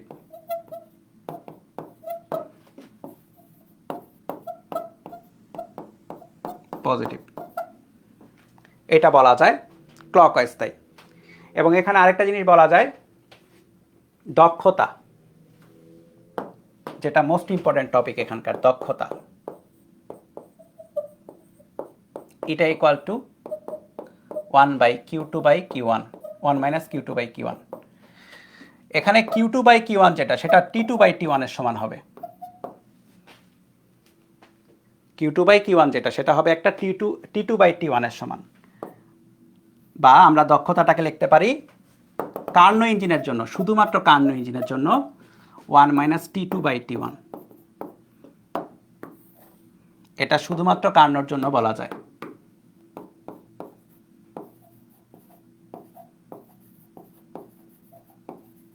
এটা কিভাবে যদি আসে যদি বলো, এটার প্রতিপাদন আছে, প্রতিপাদন আমি দেখালাম না, হ্যাঁ, এটার প্রতিপাদন আছে একটা, কিন্তু প্রতিপাদনটা আমাদের জন্য দরকার নাই এখন, এটার প্রতিপাদনটা দরকার নেই। কার্নো ইঞ্জিন, শুধুমাত্র কার্নো ইঞ্জিনের জন্য এটা লেখা যায়। বা আমি পরের লাইনে গিয়ে লিখতে পারি এটা ইকুয়াল টু T1 - T2/T1, ঠিক আছে।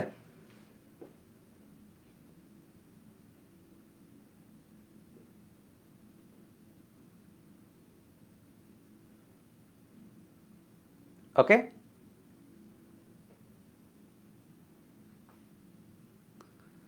এই ছিল হচ্ছে ওভারঅল একটা ভিউ আর কি লাস্টে। এখন এইটা যে এখানে আসে না, লেখো যে এই যে এইটা যে এখানে আসছে Q2/T1 ইকুয়াল টু T2/T1, পরের লাইনে তুমি লিখতে পারো Q2/T2 ইকুয়াল টু Q1/T1। এইটাই হচ্ছে প্রত্যাগামী ইঞ্জিনের শর্ত, এটা হচ্ছে প্রত্যাগামী ইঞ্জিনের শর্ত। তার মানে তোমাকে যদি কখনো বলে যে প্রত্যাগামী ইঞ্জিন কিনা ব্যাখ্যা করো,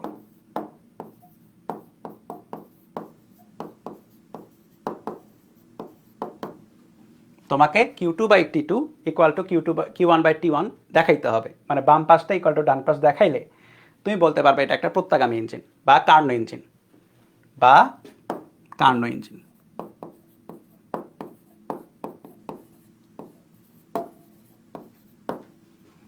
চলো, অনেকক্ষণ ধরে আমরা ইয়ের মধ্যে আছি না, ডিটেলসের মধ্যে আছি, একটু ম্যাথে যাই, মাইন্ডটা একটু রিফ্রেশ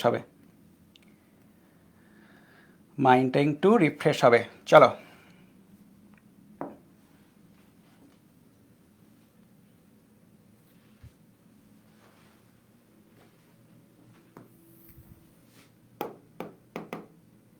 তোলো পুরোটা। এখন টানা ম্যাথ আছে, বুঝছো, 1-1.5 ঘন্টা টানা ম্যাথ হবে, 1 থেকে 1.5 ঘন্টা টানা।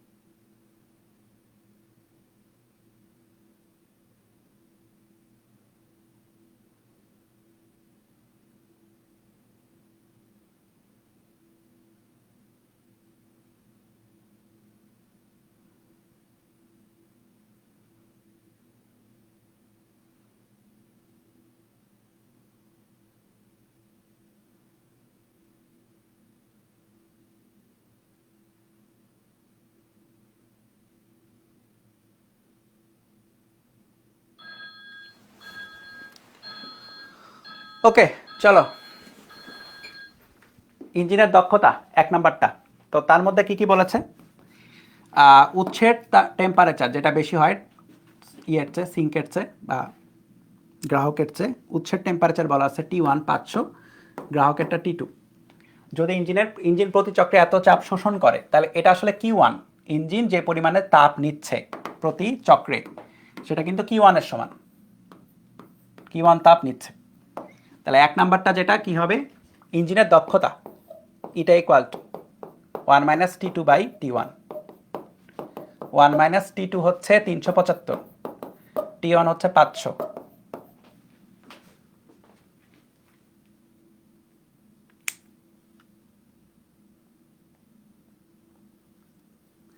কত আসে? কত কত কত ক্যালকুলেটর করে রাখলাম, তাই তো আমি ক্যালকুলেটর করে রেখেছি, আজকে ক্যালকুলেটর ইউজ করি নাই, খেয়েছে। ক্যালকুলেটর ছাড়া এটা কেমনে করবো? দাঁড়াও দাঁড়াও দাঁড়াও দাঁড়াও,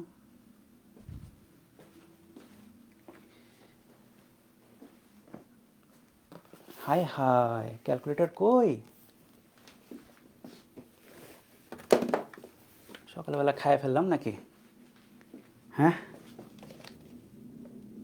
এটা বের করো আগে, এটা দেখো কত হয়, ম্যাথটা করতে থাকে।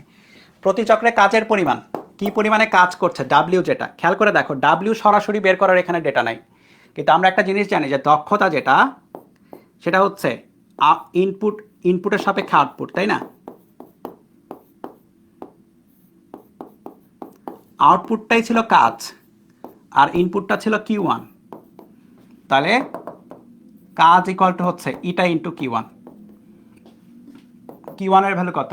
252 ইন্টু 10⁴ ইন্টু ইটা, ইটার ভ্যালুটা বসালেই হবে।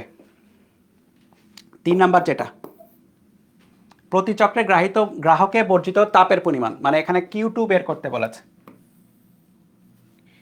Q2 বের করতে বলেছে। তাহলে Q2 ইকুয়াল টু, আমরা যেটা জানি W equal to Q1 - Q2 বা Q2 equal to Q1 - W, তাই না? দেখো কত জুল আসে। রাখলাম কই গো ক্যালকুলেটর? পুরা দুনিয়া এখন এদিক ওদিক করে ক্যালকুলেটর মানে এই করতে হবে, খুঁজতে হবে। হ্যাঁ পেয়ে গেছি, যাক মিলাই দিই তাড়াতাড়ি, চলো। 500, 25%, পার্সেন্টেজে যদি নাও, হ্যাঁ 25, 252 ইন্টু 10⁴ ইন্টু 25.25 আর কি, 6.3 ইন্টু 10⁵।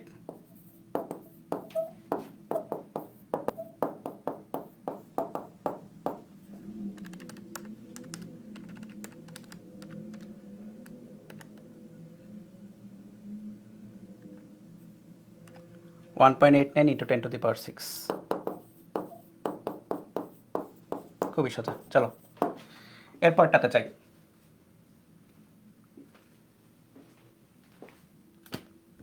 এই ম্যাথটা খুব ভালো, ইম্পর্টেন্ট, এবং এটা 3বার, এই টাইপের ম্যাথ 3বার বোর্ডে আসছে, বুঝছো?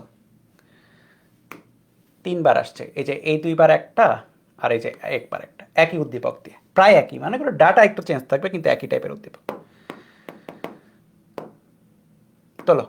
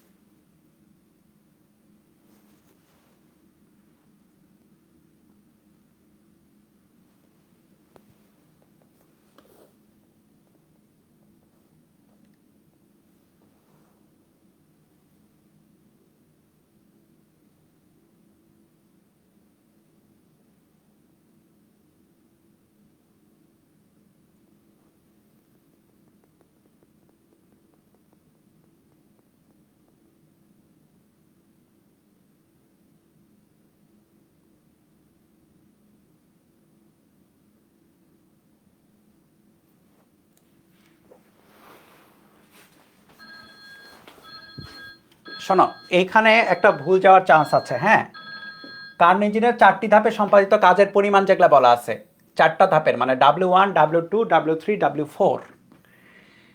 এখন তুমি যখন টোটাল কাজ বের করবা 1 নাম্বারটাতে, টোটাল কাজ কি হবে? সবগুলোর যোগফল। এই যোগফল করার ক্ষেত্রে মনে করে দেখো তো, একটু আগে কি বলছিলাম, যে যখন আমাদের কার্ন ইঞ্জিনের 4টা ধাপ হচ্ছে, তার মধ্যে প্রথম 2টাতে প্রসারণ হচ্ছে। প্রসারণ হলে কি হয়? পজিটিভ কাজ থাকে। আর যদি নেগেটিভ থাকে, মানে সংকোচন হয়, W3, W4-এ কি হচ্ছে? নেগেটিভ কাজ হয়। সো যেটা হচ্ছে প্রথম 2টা হবে প্লাস, সেকেন্ড 2টা হবে মাইনাস। সো এই জায়গায় অনেকে ভুল করে কি, এই সলভ করতে গিয়ে এই দুটাতেও প্লাসগুলো বসায় দেয় না, এখানে মাইনাস। এখানে ভ্যালুগুলো বলা আছে, তোমার প্লাস মাইনাস নিজেকে ঠিকঠাক করে ফেলতে হবে। প্রথম 2টা হবে প্লাস, তাহলে 1015 প্লাস 1070, পরের 2টা হবে হচ্ছে মাইনাস। কে মাইনাস আছে? 480 আর 230। এখন আসবে টোটাল অ্যান্সার কত জুল দেখো। 1015 plus 1070 plus 480 plus, sorry minus 480, যে ক্যালকুলেটার আমি ভুল করছিলাম, মাইনাস 230 মাইনাস 480, তাহলে 1375 জুল হচ্ছে অ্যান্সার। ঠিক আছে? ভুল যদি করো তুমি তার একটা অ্যান্সার পাবা, তাই না? সবগুলো প্লাস বসালে তো ভুল আসবে, ওইটা করা যাবে না। এই বুঝছো? এটা, এই ম্যাথটা সুপার ইম্পর্টেন্ট, কিন্তু এটা অনেকে ভুল করবে, সহজ জিনিসেই ভুল করবে। 2 নাম্বারটা ইঞ্জিনের দক্ষতা। ইঞ্জিনের দক্ষতা কীভাবে বের করা যায়? এটা equal to 1 minus T2 by T1। কিন্তু এখানে দেখো খেয়াল করে, যদিও কার্ন ইঞ্জিন বলেছে, কিন্তু এখানে কিন্তু T2 T1 দেওয়া আছে। হ্যাঁ দেওয়া আছে, T2 T1 দেওয়া আছে, তাহলে প্যারা নাই। না দেওয়া থাকলে অন্যভাবে করা লাগতো, Q2 বাই Q1 করে।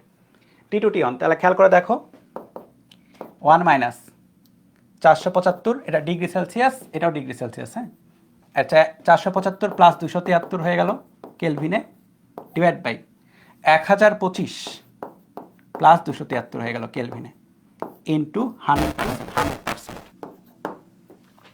তাহলে 1 minus 475 plus 273 divide by 1025 plus 273, তাহলে 42.37% দক্ষতা। 2 নাম্বারটা হয়েছে। 3 নাম্বারে কি বলেছে? 3 নাম্বারে বলছে যে তাপ গ্রাহকে কি পরিমাণ তাপ বর্জন করবে। তাপ গ্রাহকে কি পরিমাণে তাপ, মানে হচ্ছে Q2 ইকুয়াল টু হোয়াট, তাই না? Q2 equal to what, right? Q2 equal to what. এখন Q2টা কিভাবে বের করব? এটা বের করার জন্য আমাকে যেটা করতে হবে, যে Q1টা কত? Q1 equal to eta into, বা আমরা যেটা জানি, যেহেতু ইটা ইকুয়াল টু কত? উপরে আউটপুট, নিচে হচ্ছে ইনপুট, রাইট? আউটপুট কোনটা? আউটপুট হচ্ছে আউটপুট হচ্ছে W, আর এটা হচ্ছে Q1 ইনপুট। তাহলে এখান থেকে Q1টা আগে বের হবে। তাহলে ইটা কোনটা দেওয়া? ইটা দেওয়া হচ্ছে মানে 0.4237 আর কি। তুমি যদি অথবা পার্সেন্টেজ আকারে বসাইতে পারো, কোনো সমস্যা নেই, একই জিনিস। ইকুয়াল টু W বের হবে, না সরি, W তো আমরা জানি, W কত? 1375। Q1 বের হবে। তাহলে দেখো Q1 ইকুয়াল টু কত? প্রথমে দেখতে হবে Q1 ইকুয়াল টু কত। তাহলে 1375-কে 0.4237 দ্বারা ভাগ দিলাম, তাহলে 3245.22 জুল। এইটা গেল Q1। এটা কিন্তু কোশ্চেন না, কোশ্চেন হচ্ছে Q2 কত। তাহলে আবার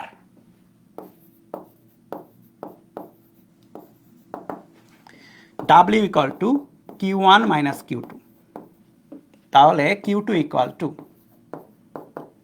ঘুরাই দাও, Q1 মাইনাস W। Q1 হচ্ছে 3245.22 মাইনাস W হচ্ছে কোনটা? W হচ্ছে 1375।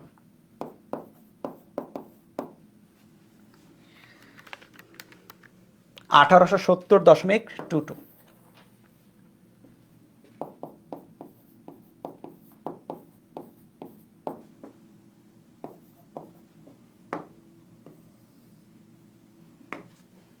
এই দেখো বুঝছো কিনা এই ম্যাথটা?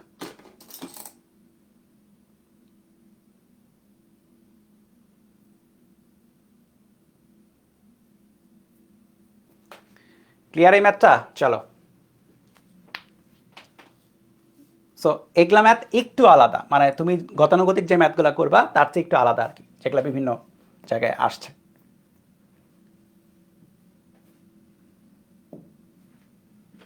এটা খুবই সোজা, কিন্তু এটা সম্মিলিত বোর্ড 2018-তে আসছিল, সে একটু তুলে ফেলো আর কি 40 সেকেন্ডের মধ্যে।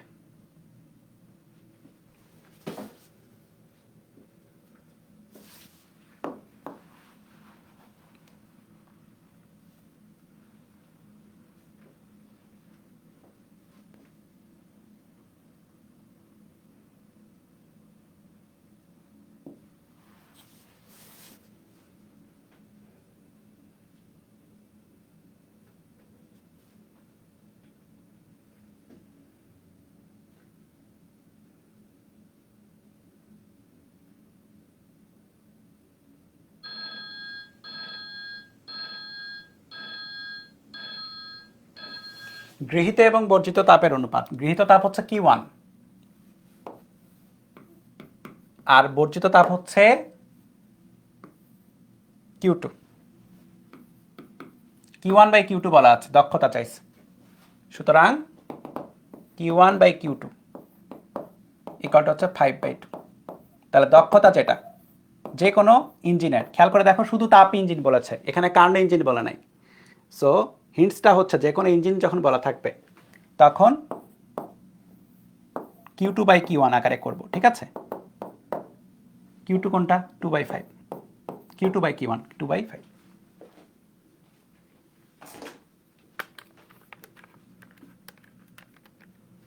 0.6 বা 60%।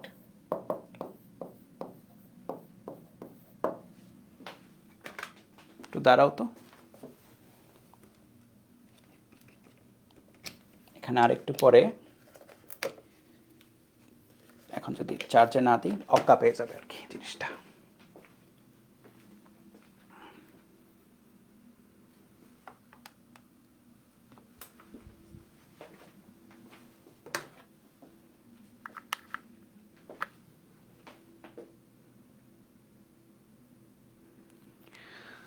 ও আচ্ছা, তোমরা ততক্ষণে তোলো আর কি পরেরটা, আমি এতক্ষণে কাজটা করে ফেলি।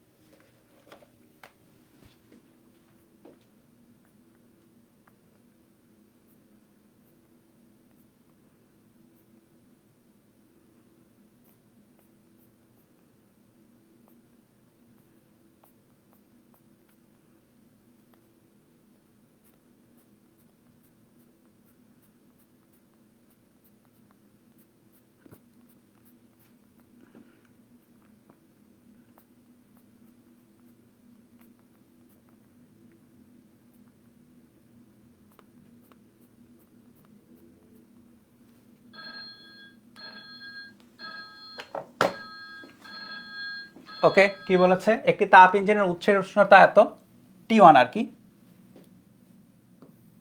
এটা হচ্ছে T1। এই উষ্ণতায় উৎস থেকে এটি এত জুল তাপ গ্রহণ করে, এটা হচ্ছে Q1। এবং সিঙ্কে এটা হচ্ছে T2, এত উষ্ণতায় Q2 তাপ বর্জন করে। ইঞ্জিনটি প্রত্যাগামী নাকি অপ্রত্যাগামী? সো প্রত্যাগামিতার জন্য লেখা হচ্ছে প্রত্যাগামী হলে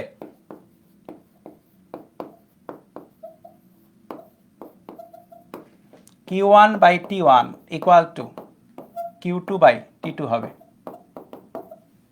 এখন Q1 বাই T1, Q1 কোনটা? Q1 হচ্ছে 1200 জুল আর এটা হচ্ছে 600 kelvin, 2 joule per kelvin, right? আর Q2 কোনটা? আবার Q2 বাই T2,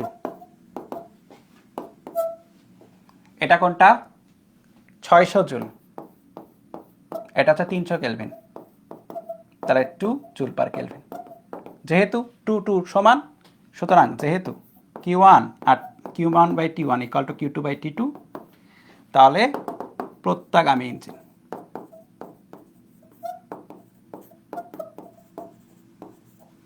এটা ঘ নাম্বারে আসে, বুঝছো? এটা ঘ নাম্বারের প্রশ্ন, দিনাজপুর বোর্ড 17 আর কুমিল্লা বোর্ড 17। তাহলে দেখো তারা কতটা লাকি ছিল। এটা ঘ নাম্বারের প্রশ্ন। ঘ কত লাকি দেখো, যে 2 লাইনের ম্যাথ আসছে তাদের, ঠিক আছে? 2 লাইনের ম্যাথ। এরপরে আসো,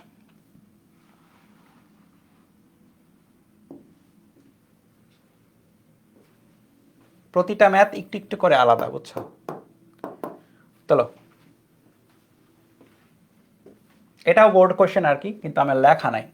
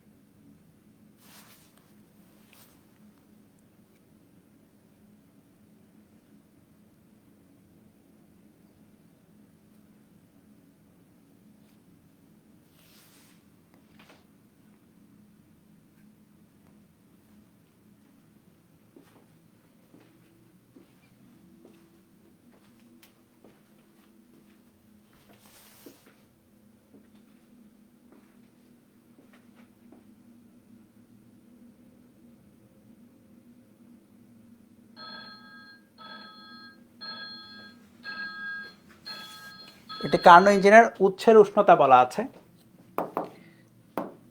T1।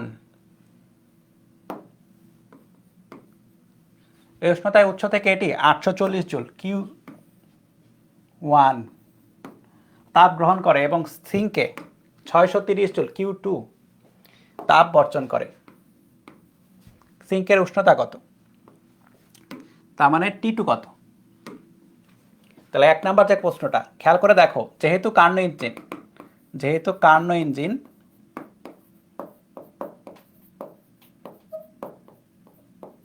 সেহেতু আমরা লিখতে পারবো হচ্ছে Q2 by T2 equal to Q1 by T1। Carnot engine কি একটা প্রত্যাগামী ইঞ্জিন, দ্যাটস এটা লেখা যায়।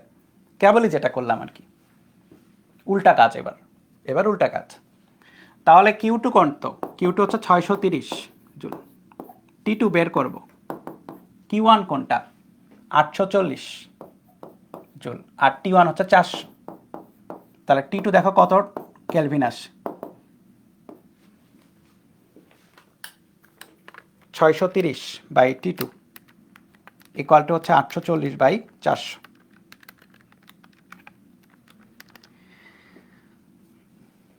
ফটাক করে করতে হবে, 300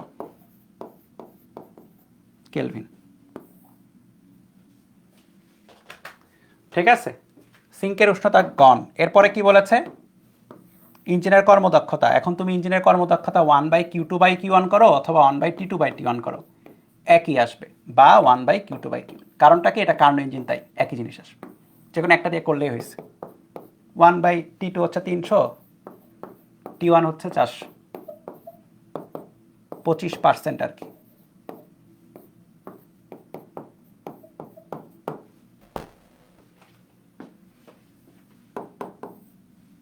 ঠিক আছে, শেষ। এটা খুবই সোজা ছিল অন্যান্যগুলোর তুলনায়। এরপরে এইটা,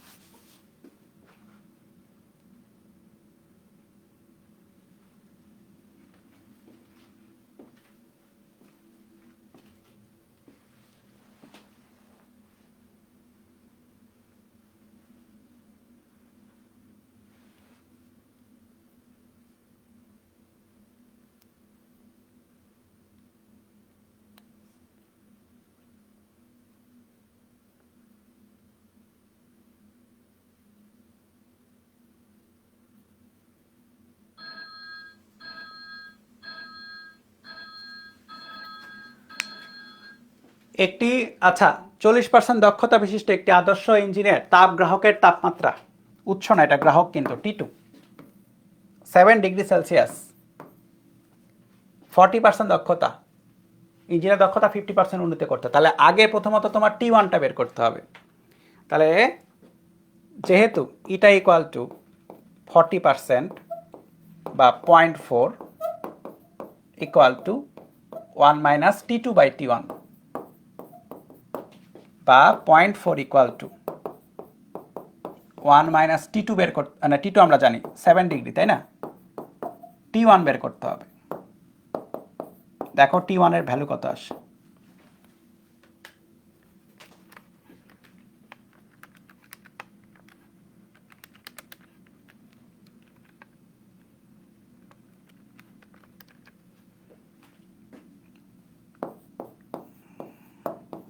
সবাই একটু চেক দিও এটা আসে কিনা।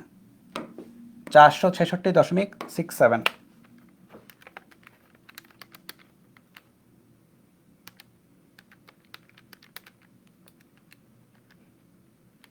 হ্যাঁ এটাই, এইটা গেল। এখন আমার যেটা করতে হবে দুইটা ওয়ে আর কি। আমার কি করতে হবে যে 50%-এ দক্ষতাকে 50%-এ নিতে গেলে কি বলেছে যে তাপ উৎসের তাপমাত্রা T1 কত চেঞ্জ করতে হবে। তাহলে 1 নাম্বারটা ইটা ড্যাশ ইকুয়াল টু 50% হতে হবে বা 0.5।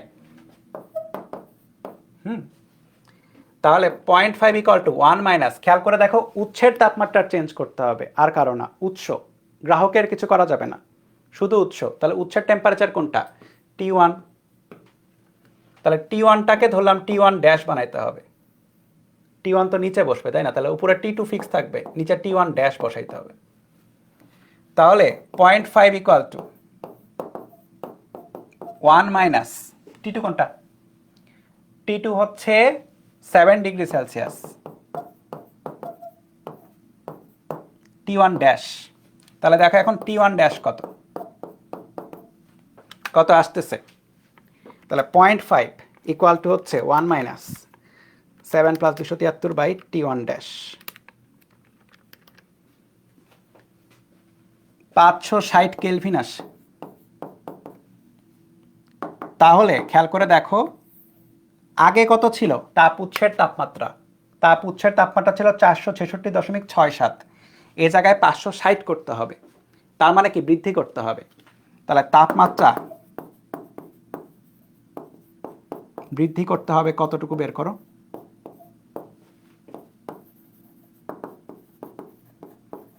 Del T1 equal to T1 dash minus T1। T1 dash কত? 560 মাইনাস T1 হচ্ছে 466.67, 93.33 কেলভিন বৃদ্ধি করতে হবে। এটা গেল তাপ উৎস, 1 নাম্বারটা গেল।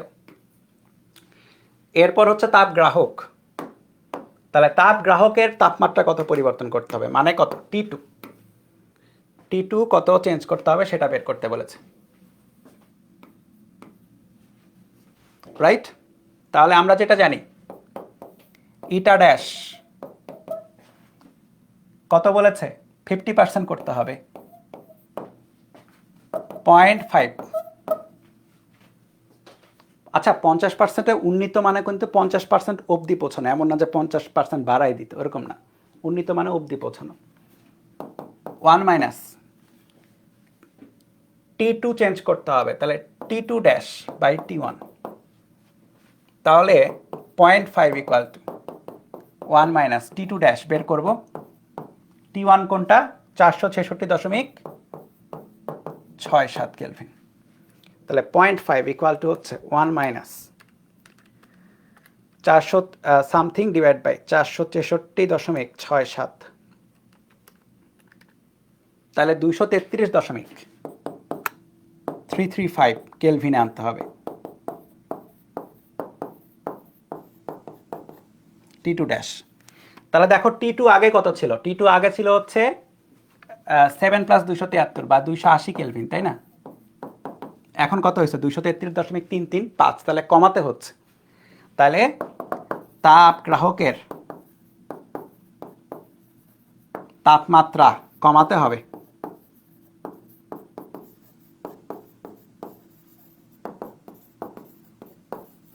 কতটুকু কমাতে হবে? T2 মাইনাস T2 ড্যাশ 280 থেকে এটা বাদ দিয়ে দাও।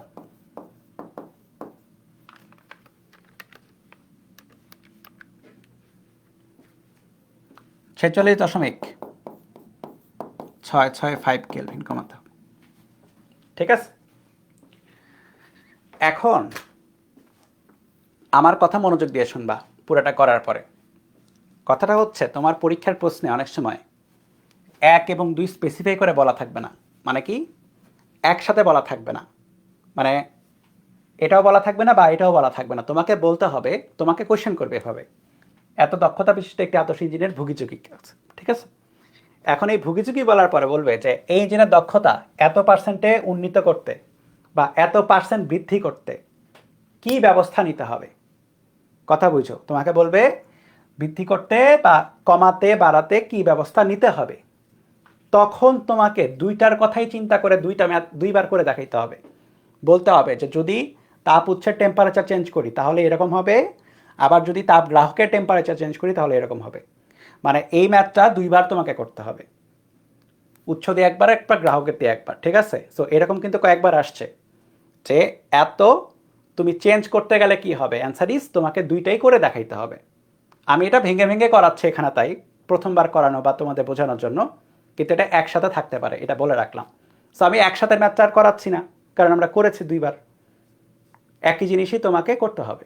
ঠিক আছে, মানে আমার কথা হচ্ছে যে তোমার যখন এখানে কিছু বলবে না যে উন্নীত করতে কি করতে হবে, তখন তোমাকে দুইটা ম্যাথই করতে হবে পরপর। ঠিক আছে,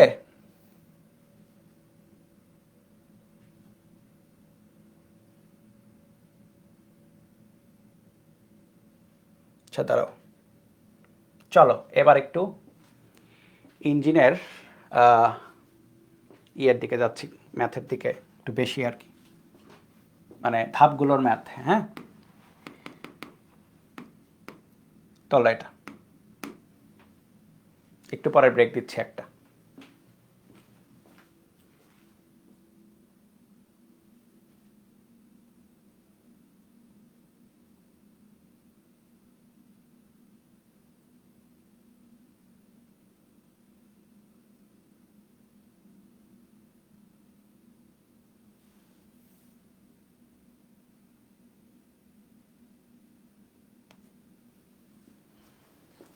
এখনো কি কি টপিক বাদ আছে আমি বলি, অনেকে মনে করে না যে টপিক শেষ। যারা বলতেছো তারা ভালো মতো চ্যাপ্টার পড়ো নাই। এরপরে রেফ্রিজারেটর আছে, তারপরে অবস্থার পরিবর্তন আছে, তারপরে এন্ট্রপি আছে। রেফ্রিজারেটর ছোট, অবস্থার পরিবর্তনও ছোট, এন্ট্রপিও ছোট।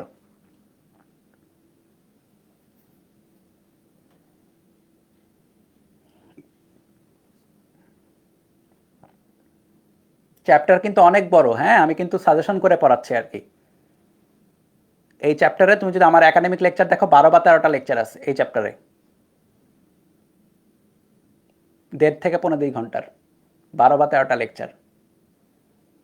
সো মোট পড়া আসলে 20 ঘন্টার মতো ওভারঅল। তুমি যদি সব বেসিক সহ সব ম্যাথ করতে চাও 20 ঘন্টা লাগবে পড়তে। ওখানে আমি কিন্তু তোমাদের গতদিন 3 ঘন্টা পড়িয়েছি, আজকে প্রথম দিন 4 ঘন্টার মতো, 3.5 ঘন্টা, 6.5, আজকে 3.5 বা 4, মানে আমি তোমাদের অর্ধেকেরও কম পড়াচ্ছি, মানে অর্ধেক করে নিয়ে আসছি চ্যাপ্টার।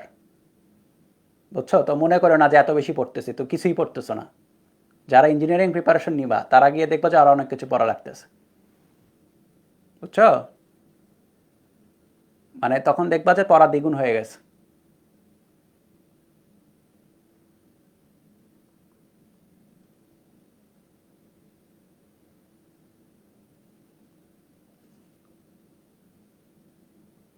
এই চ্যাপ্টারের ইঞ্জিনিয়ারিং লেকচার অ্যাবাউট 12-15 ঘন্টার হয়, তার চেয়েও অনেক কম পড়াচ্ছি কিন্তু। 10 ঘন্টা হচ্ছে না তোমাদের।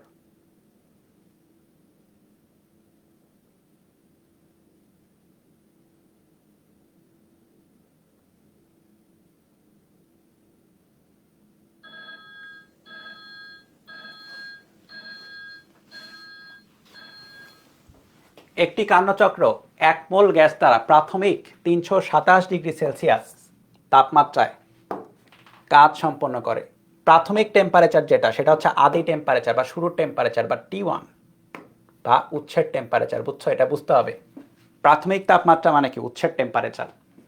প্রতিটি ধাপে সংকোচন বা প্রসারণের অনুপাত, আমি বলেছিলাম না সংকোচন প্রসারণ অনুপাত লাগবে, এটা হলো লাগতেছে 1:6। গামার ভ্যালু 1.4, যে গ্যাসটা ইউজ করেছে তার গামার ভ্যালু হচ্ছে 1.4। কার্নোচক্রের সর্বনিম্ন তাপমাত্রা বের করতে হবে, দক্ষতা বের করতে হবে, ঠিক আছে? আর হচ্ছে সমষ্ণ প্রসারণ এবং সংকোচনে একই কাজ হবে কিনা বিশ্লেষণ করতে হবে। তাহলে চলো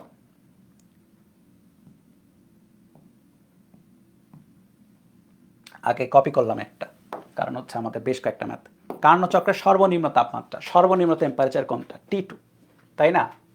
এখন T2 কিন্তু বলা নাই যে কত, T2 বলা নাই। সো T2 বের করার জন্য আমাদের একটু ইয়েতে ফোকাস করতে হবে, আমাদের বেসিকে। দেখো কার্নোচক্রের যে গ্রাফটা ছিল, T1 ছিল এই অবধি, তাই না? আর T2 কোন, T2 কোথায় ছিল? T2 এইখানে গেল, তারপরে না T2 পাওয়া গেল? এই জায়গায় গিয়ে পাওয়া গেছে T2। সো এই পয়েন্টের টেম্পারেচার T1, এই পয়েন্টের টেম্পারেচার T2। সো তোমাকে যদি এইটা বের করতে বলে, খেয়াল করে এটা কিন্তু বোর্ড কোয়েশ্চেন, এইটা যদি বের করতে বলে তাহলে তোমার এই জায়গায় যে সেকেন্ড যে স্টেপটা, এটার ইকুয়েশন বসাতে হবে। এটা কি? এটা হচ্ছে রুদ্ধতাপীয় প্রসারণ। এটা কি ছিল? রুদ্ধতাপীয় প্রসারণ।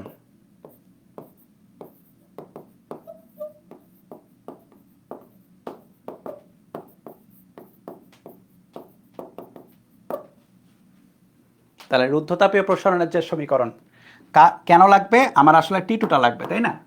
সর্বনিম্ন তাপমাত্রা T2 আসলে বের করতে বলেছে। সর্বনিম্ন তাপমাত্রা T2। সর্বোচ্চ কোনটা? উৎস। সর্বনিম্ন কোনটা? Sink, right? এই কারণে সর্বনিম্ন তাপমাত্রা বলেছে। তোমাকে বলতো যে কার্নোচক্রের ক্ষেত্রে সিঙ্কের তাপমাত্রা বের করো, গ্রাহকের তাপমাত্রা বের করো, একই কোয়েশ্চেন, ঠিক আছে? একই কোয়েশ্চেন। তাহলে এই যে পয়েন্টটা আছে, এই পয়েন্টগুলোকে তুমি যদি একটু ইচ্ছা মতো ধরো আর কি, কোনো প্যারা নাই এখানে। ভি এর এই জায়গায় যদি V1 ধরো, এই জায়গায় যদি V2 ধরো, তাহলে আমরা কি বলতে পারি? টি এবং ভি এর সম্পর্ক। তাহলে টি এবং ভি এর সম্পর্ক এই জায়গায় কত? T2 V2 to the power gamma minus 1 equal to T1 V1, এই জায়গায় V1 T1 to the power gamma minus 1। হ্যাঁ, কি বের করা লাগবে? T2 বের করা লাগবে, রাইট? তাহলে T2 বের হবে, দেখো T2 equal to T1 into V1 by V2 to the power gamma minus 1। T1 কোনটা? T1 হচ্ছে যে 327 কেলভিন, সরি ডিগ্রি সেলসিয়াস, কেলভিনে চেঞ্জ করতে হবে, প্লাস 273। V1 বাই V2 কোনটা? দেখো সরাসরি দেওয়া নাই, কিন্তু এখানেই তো হচ্ছে যে এই ব্যাপারটা, সংকোচন এবং প্রসারণ অনুপাত, এই ডেটাটা কাজে লাগবে। সংকোচন এবং প্রসারণ অনুপাত কত? 1:6। মানে যখন সংকোচন হচ্ছে তখন 6 গুণ হচ্ছে, সরি উল্টা বললাম, যখন প্রসারণ হচ্ছে, বাড়তেছে যখন আয়তন, তখন 6 গুণ হচ্ছে, আর যখন সংকোচন হচ্ছে তখন 1/6 হয়ে যাচ্ছে। তাহলে খেয়াল করে দেখো, রুদ্ধতাপে প্রসারণের সময় কি হচ্ছে? এখান থেকে এখানে যাওয়ার সময় কিন্তু বাড়তেছে, রাইট? আয়তন বৃদ্ধি, আয়তন বৃদ্ধি হচ্ছে। তাহলে এখানে কি হচ্ছে? সংকোচন হচ্ছে, সরি প্রসারণ হচ্ছে, উল্টা কেন বলছি? ভাবছি ঠিকই বলছি, উল্টো, তাই না? প্রসারণ হচ্ছে। প্রসারণ যখন হচ্ছে তাহলে 6 গুণ আয়তন বাড়তেছে, তার মানে V2টা হচ্ছে 6। আমি অন্য কালারে চাই, এটাতে V2টা হচ্ছে 6 আর V1টা হচ্ছে 1, বুঝছো? V1 by V2 to the power gamma minus 1। গামার ভ্যালু দেওয়া আছে 1.4, দেওয়া না থাকলে 1.4 ধরবো, কোথাও যদি দেওয়া না থাকে 1.4ই ধরবো। তাহলে 327 প্লাস 273 মানে 600 into 1/6 into to the power 1.4 minus 1, 293.02 kelvin. এটা গেল T2। এই দেখো বুঝছো কিনা T2 এর ভ্যালু, 1 নাম্বারটা, ঠিক আছে? 2 নাম্বারটা কি হবে? 2 নাম্বারটা কি হবে? সমষ্ণ, আচ্ছা দক্ষতা নির্ণয় করো। দক্ষতা নির্ণয় করো। তাহলে দক্ষতা যখন আমি নির্ণয় করবো, সুতরাং ইটা ইকুয়াল টু 1 মাইনাস কার্ণচক্র বলে দিয়েছে না, কার্ণচক্র, তাহলে T2/T1 1 minus 293.02 divide by T1 কোনটা, T1 ছিল হচ্ছে 327 প্লাস 273।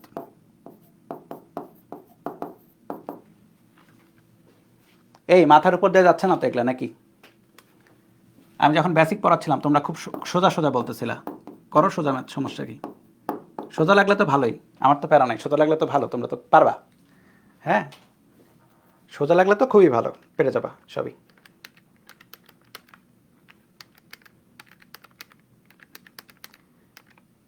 (51.16%) খেয়াল করে দেখো, তোমাকে এখানে সরাসরি 1 নাম্বার না বলে 2 নাম্বার সরাসরি অ্যান্সার মানে কোয়েশ্চেন করতে পারে, 1 নাম্বারটা না বলে 2 নাম্বারটা কোয়েশ্চেন করতে পারে, পারবো তো, তাই না? তাহলে T2টা আগে বের করব, বের করার পরে T1 মাইনাস T2/T1 বসাই দেব। ঠিক আছে, তাহলে এইটা গেল হচ্ছে 2 নাম্বারটা। এবার 3 নাম্বারটা করি, চলো। তাহলে দাঁড়াও, এক কাজ করি, এটাকে সরাই দিই, চিত্রটা থাকুক। 3 নাম্বারটা করব, তাহলে এটা সরাই দিই।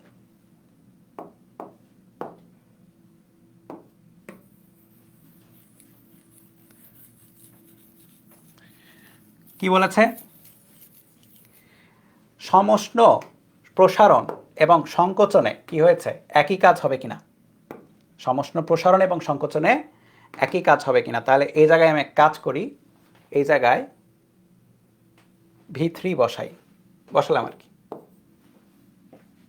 সমষ্ণ প্রসারণ আর সংকোচন কোনটা? এইটা হচ্ছে সমষ্ণ প্রসারণ,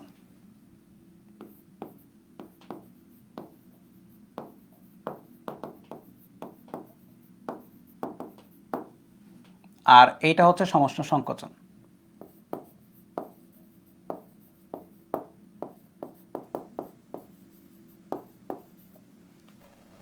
তাহলে লেখো সমষ্ণ প্রসারণে কাজ,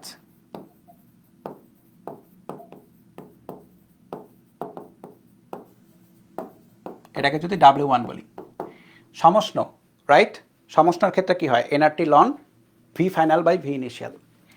এখানে টেম্পারেচার কিন্তু T1, সমষ্ণ প্রসারণের টেম্পারেচার হচ্ছে T1, রাইট? T1 টেম্পারেচার, আর সমষ্ণ সংকোচনে টেম্পারেচার হচ্ছে T2 ln V final by V initial। তাহলে nRT1 ln V final হচ্ছে এই যে এইটা, দেখো এখান থেকে স্টার্ট করে এখানে আসছে। আচ্ছা, তাহলে এখানে একটা পয়েন্ট বসাতে হবে, B4 দিলাম।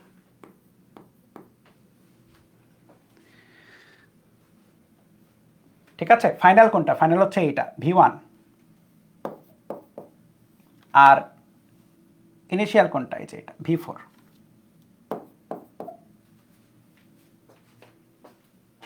ঠিক আছে, এই যে আমি গতদিন কি বলছিলাম যে V2/V1, এভাবে মনে রাখো না, ক্যাচাল হবে। দেখছো আজকে ক্যাচাল হওয়া শুরু হচ্ছে। তুমি যদি V2/V1 আকারে মুখস্থ করো, এটাকে সবসময় ফাইনাল বা ইনিশিয়াল আকারে মুখস্থ করবা, তাহলে আর কখনোই ক্যাচাল হবে না। দেখবা পয়েন্ট দেখে দেখে বসাই দিবা, শেষ বা ইয়াদি বসাই দিলাম, শেষ।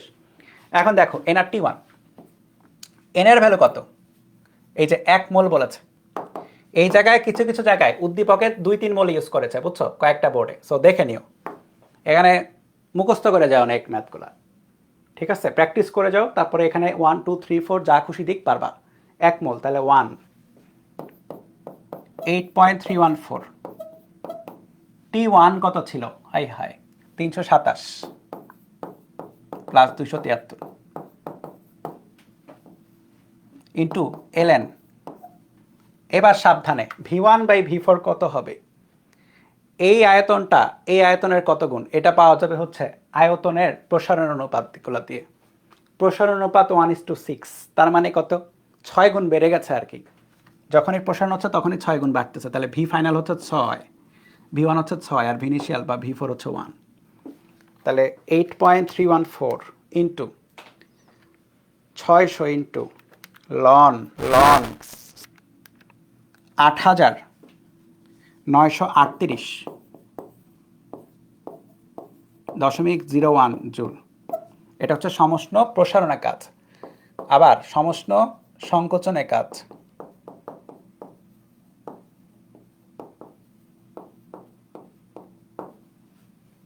সমষ্ণ সংকোচনের কাজ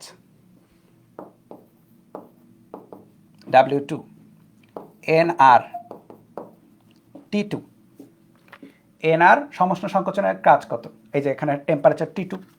ln final by initial NR T2 ln final by initial. খেয়াল করে দেখো final by initial, final by initial কত হচ্ছে? বাপরে বাপ।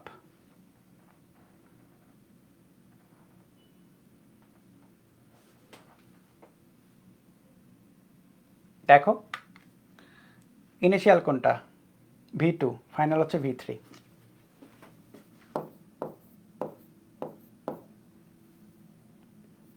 V2 তাহলে N আর T2, N এর ভ্যালু 1, R এর ভ্যালু 8.314, T2 এর ভ্যালু কত ছিল গো? T2 এর ভ্যালু আসছিল হচ্ছে এই যে এটা 293.02, রাইট? 293.02 যেটা পাইছো এর আগে গ নাম্বারে বা আগের ম্যাথে। লন এখানে কি হয়েছে দেখো, এখানে সংকোচন হয়েছে তাই না? সমষ্ণ সংকোচন। তাহলে গ্যাসের আয়তন কিন্তু কমে যাবে, মানে আগে যদি থাকে 6 পরে হয়ে যাবে 1, আগে যদি থাকে 6 পরে হয়ে যাবে 1, তাহলে ফাইনালটা হয়ে গেছে 1, আগেরটা ছিল 6। 8.314 293.02 ইন্টু লন 1/6, এবং এখানে আসবে নেগেটিভ, অবশ্যই নেগেটিভ আসবে। লন 1-এর নিচে কিছু রাখলেই নেগেটিভ আসে, তাহলে অবশ্যই -4365.03 জুল। কেন নেগেটিভ আসছে? কারণ এখানে সংকোচন হচ্ছে, তাই আমরা সবই জানি এগুলা, তাই না? অলরেডি প্রসারণ হলে আসবে পজিটিভ, পজিটিভ আসছে। সংকোচন হলে আসবে নেগেটিভ। 3 নাম্বার ধাপ তো সংকোচনই হয়, নেগেটিভ হয়, তাহলে এটা নেগেটিভ। তাহলে একই কি না? অ্যান্সার ইজ, যেহেতু W1 আর W2 সমান সমান না, সুতরাং একই না।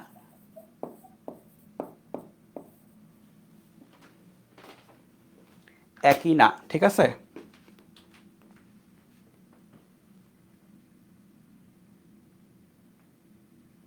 এটা 3 নাম্বার করলাম আমরা, তাই না? চলো 4 নাম্বার করি। এটার করব, চলো 4 নাম্বার। না 4 নাম্বার করবো না, 4 নাম্বার পরে করব, এটাতে করব না, বোরিং হয়ে যাবে তাছাড়া।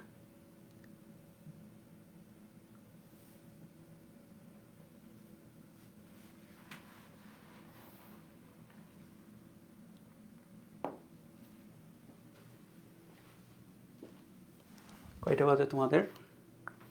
2 ঘন্টার মতো ক্লাস হয়েছে, তাই না? তাহলে একটা কাজ করি, একটা ব্রেক দিচ্ছি, ব্রেকের পরে এইটা তুলে নিয়ে আসবা, ঠিক আছে?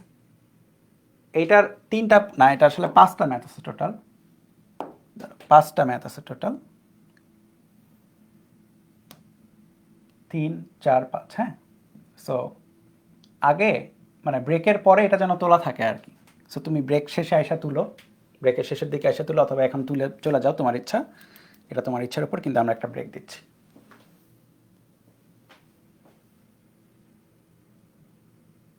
বারো মিনিটের।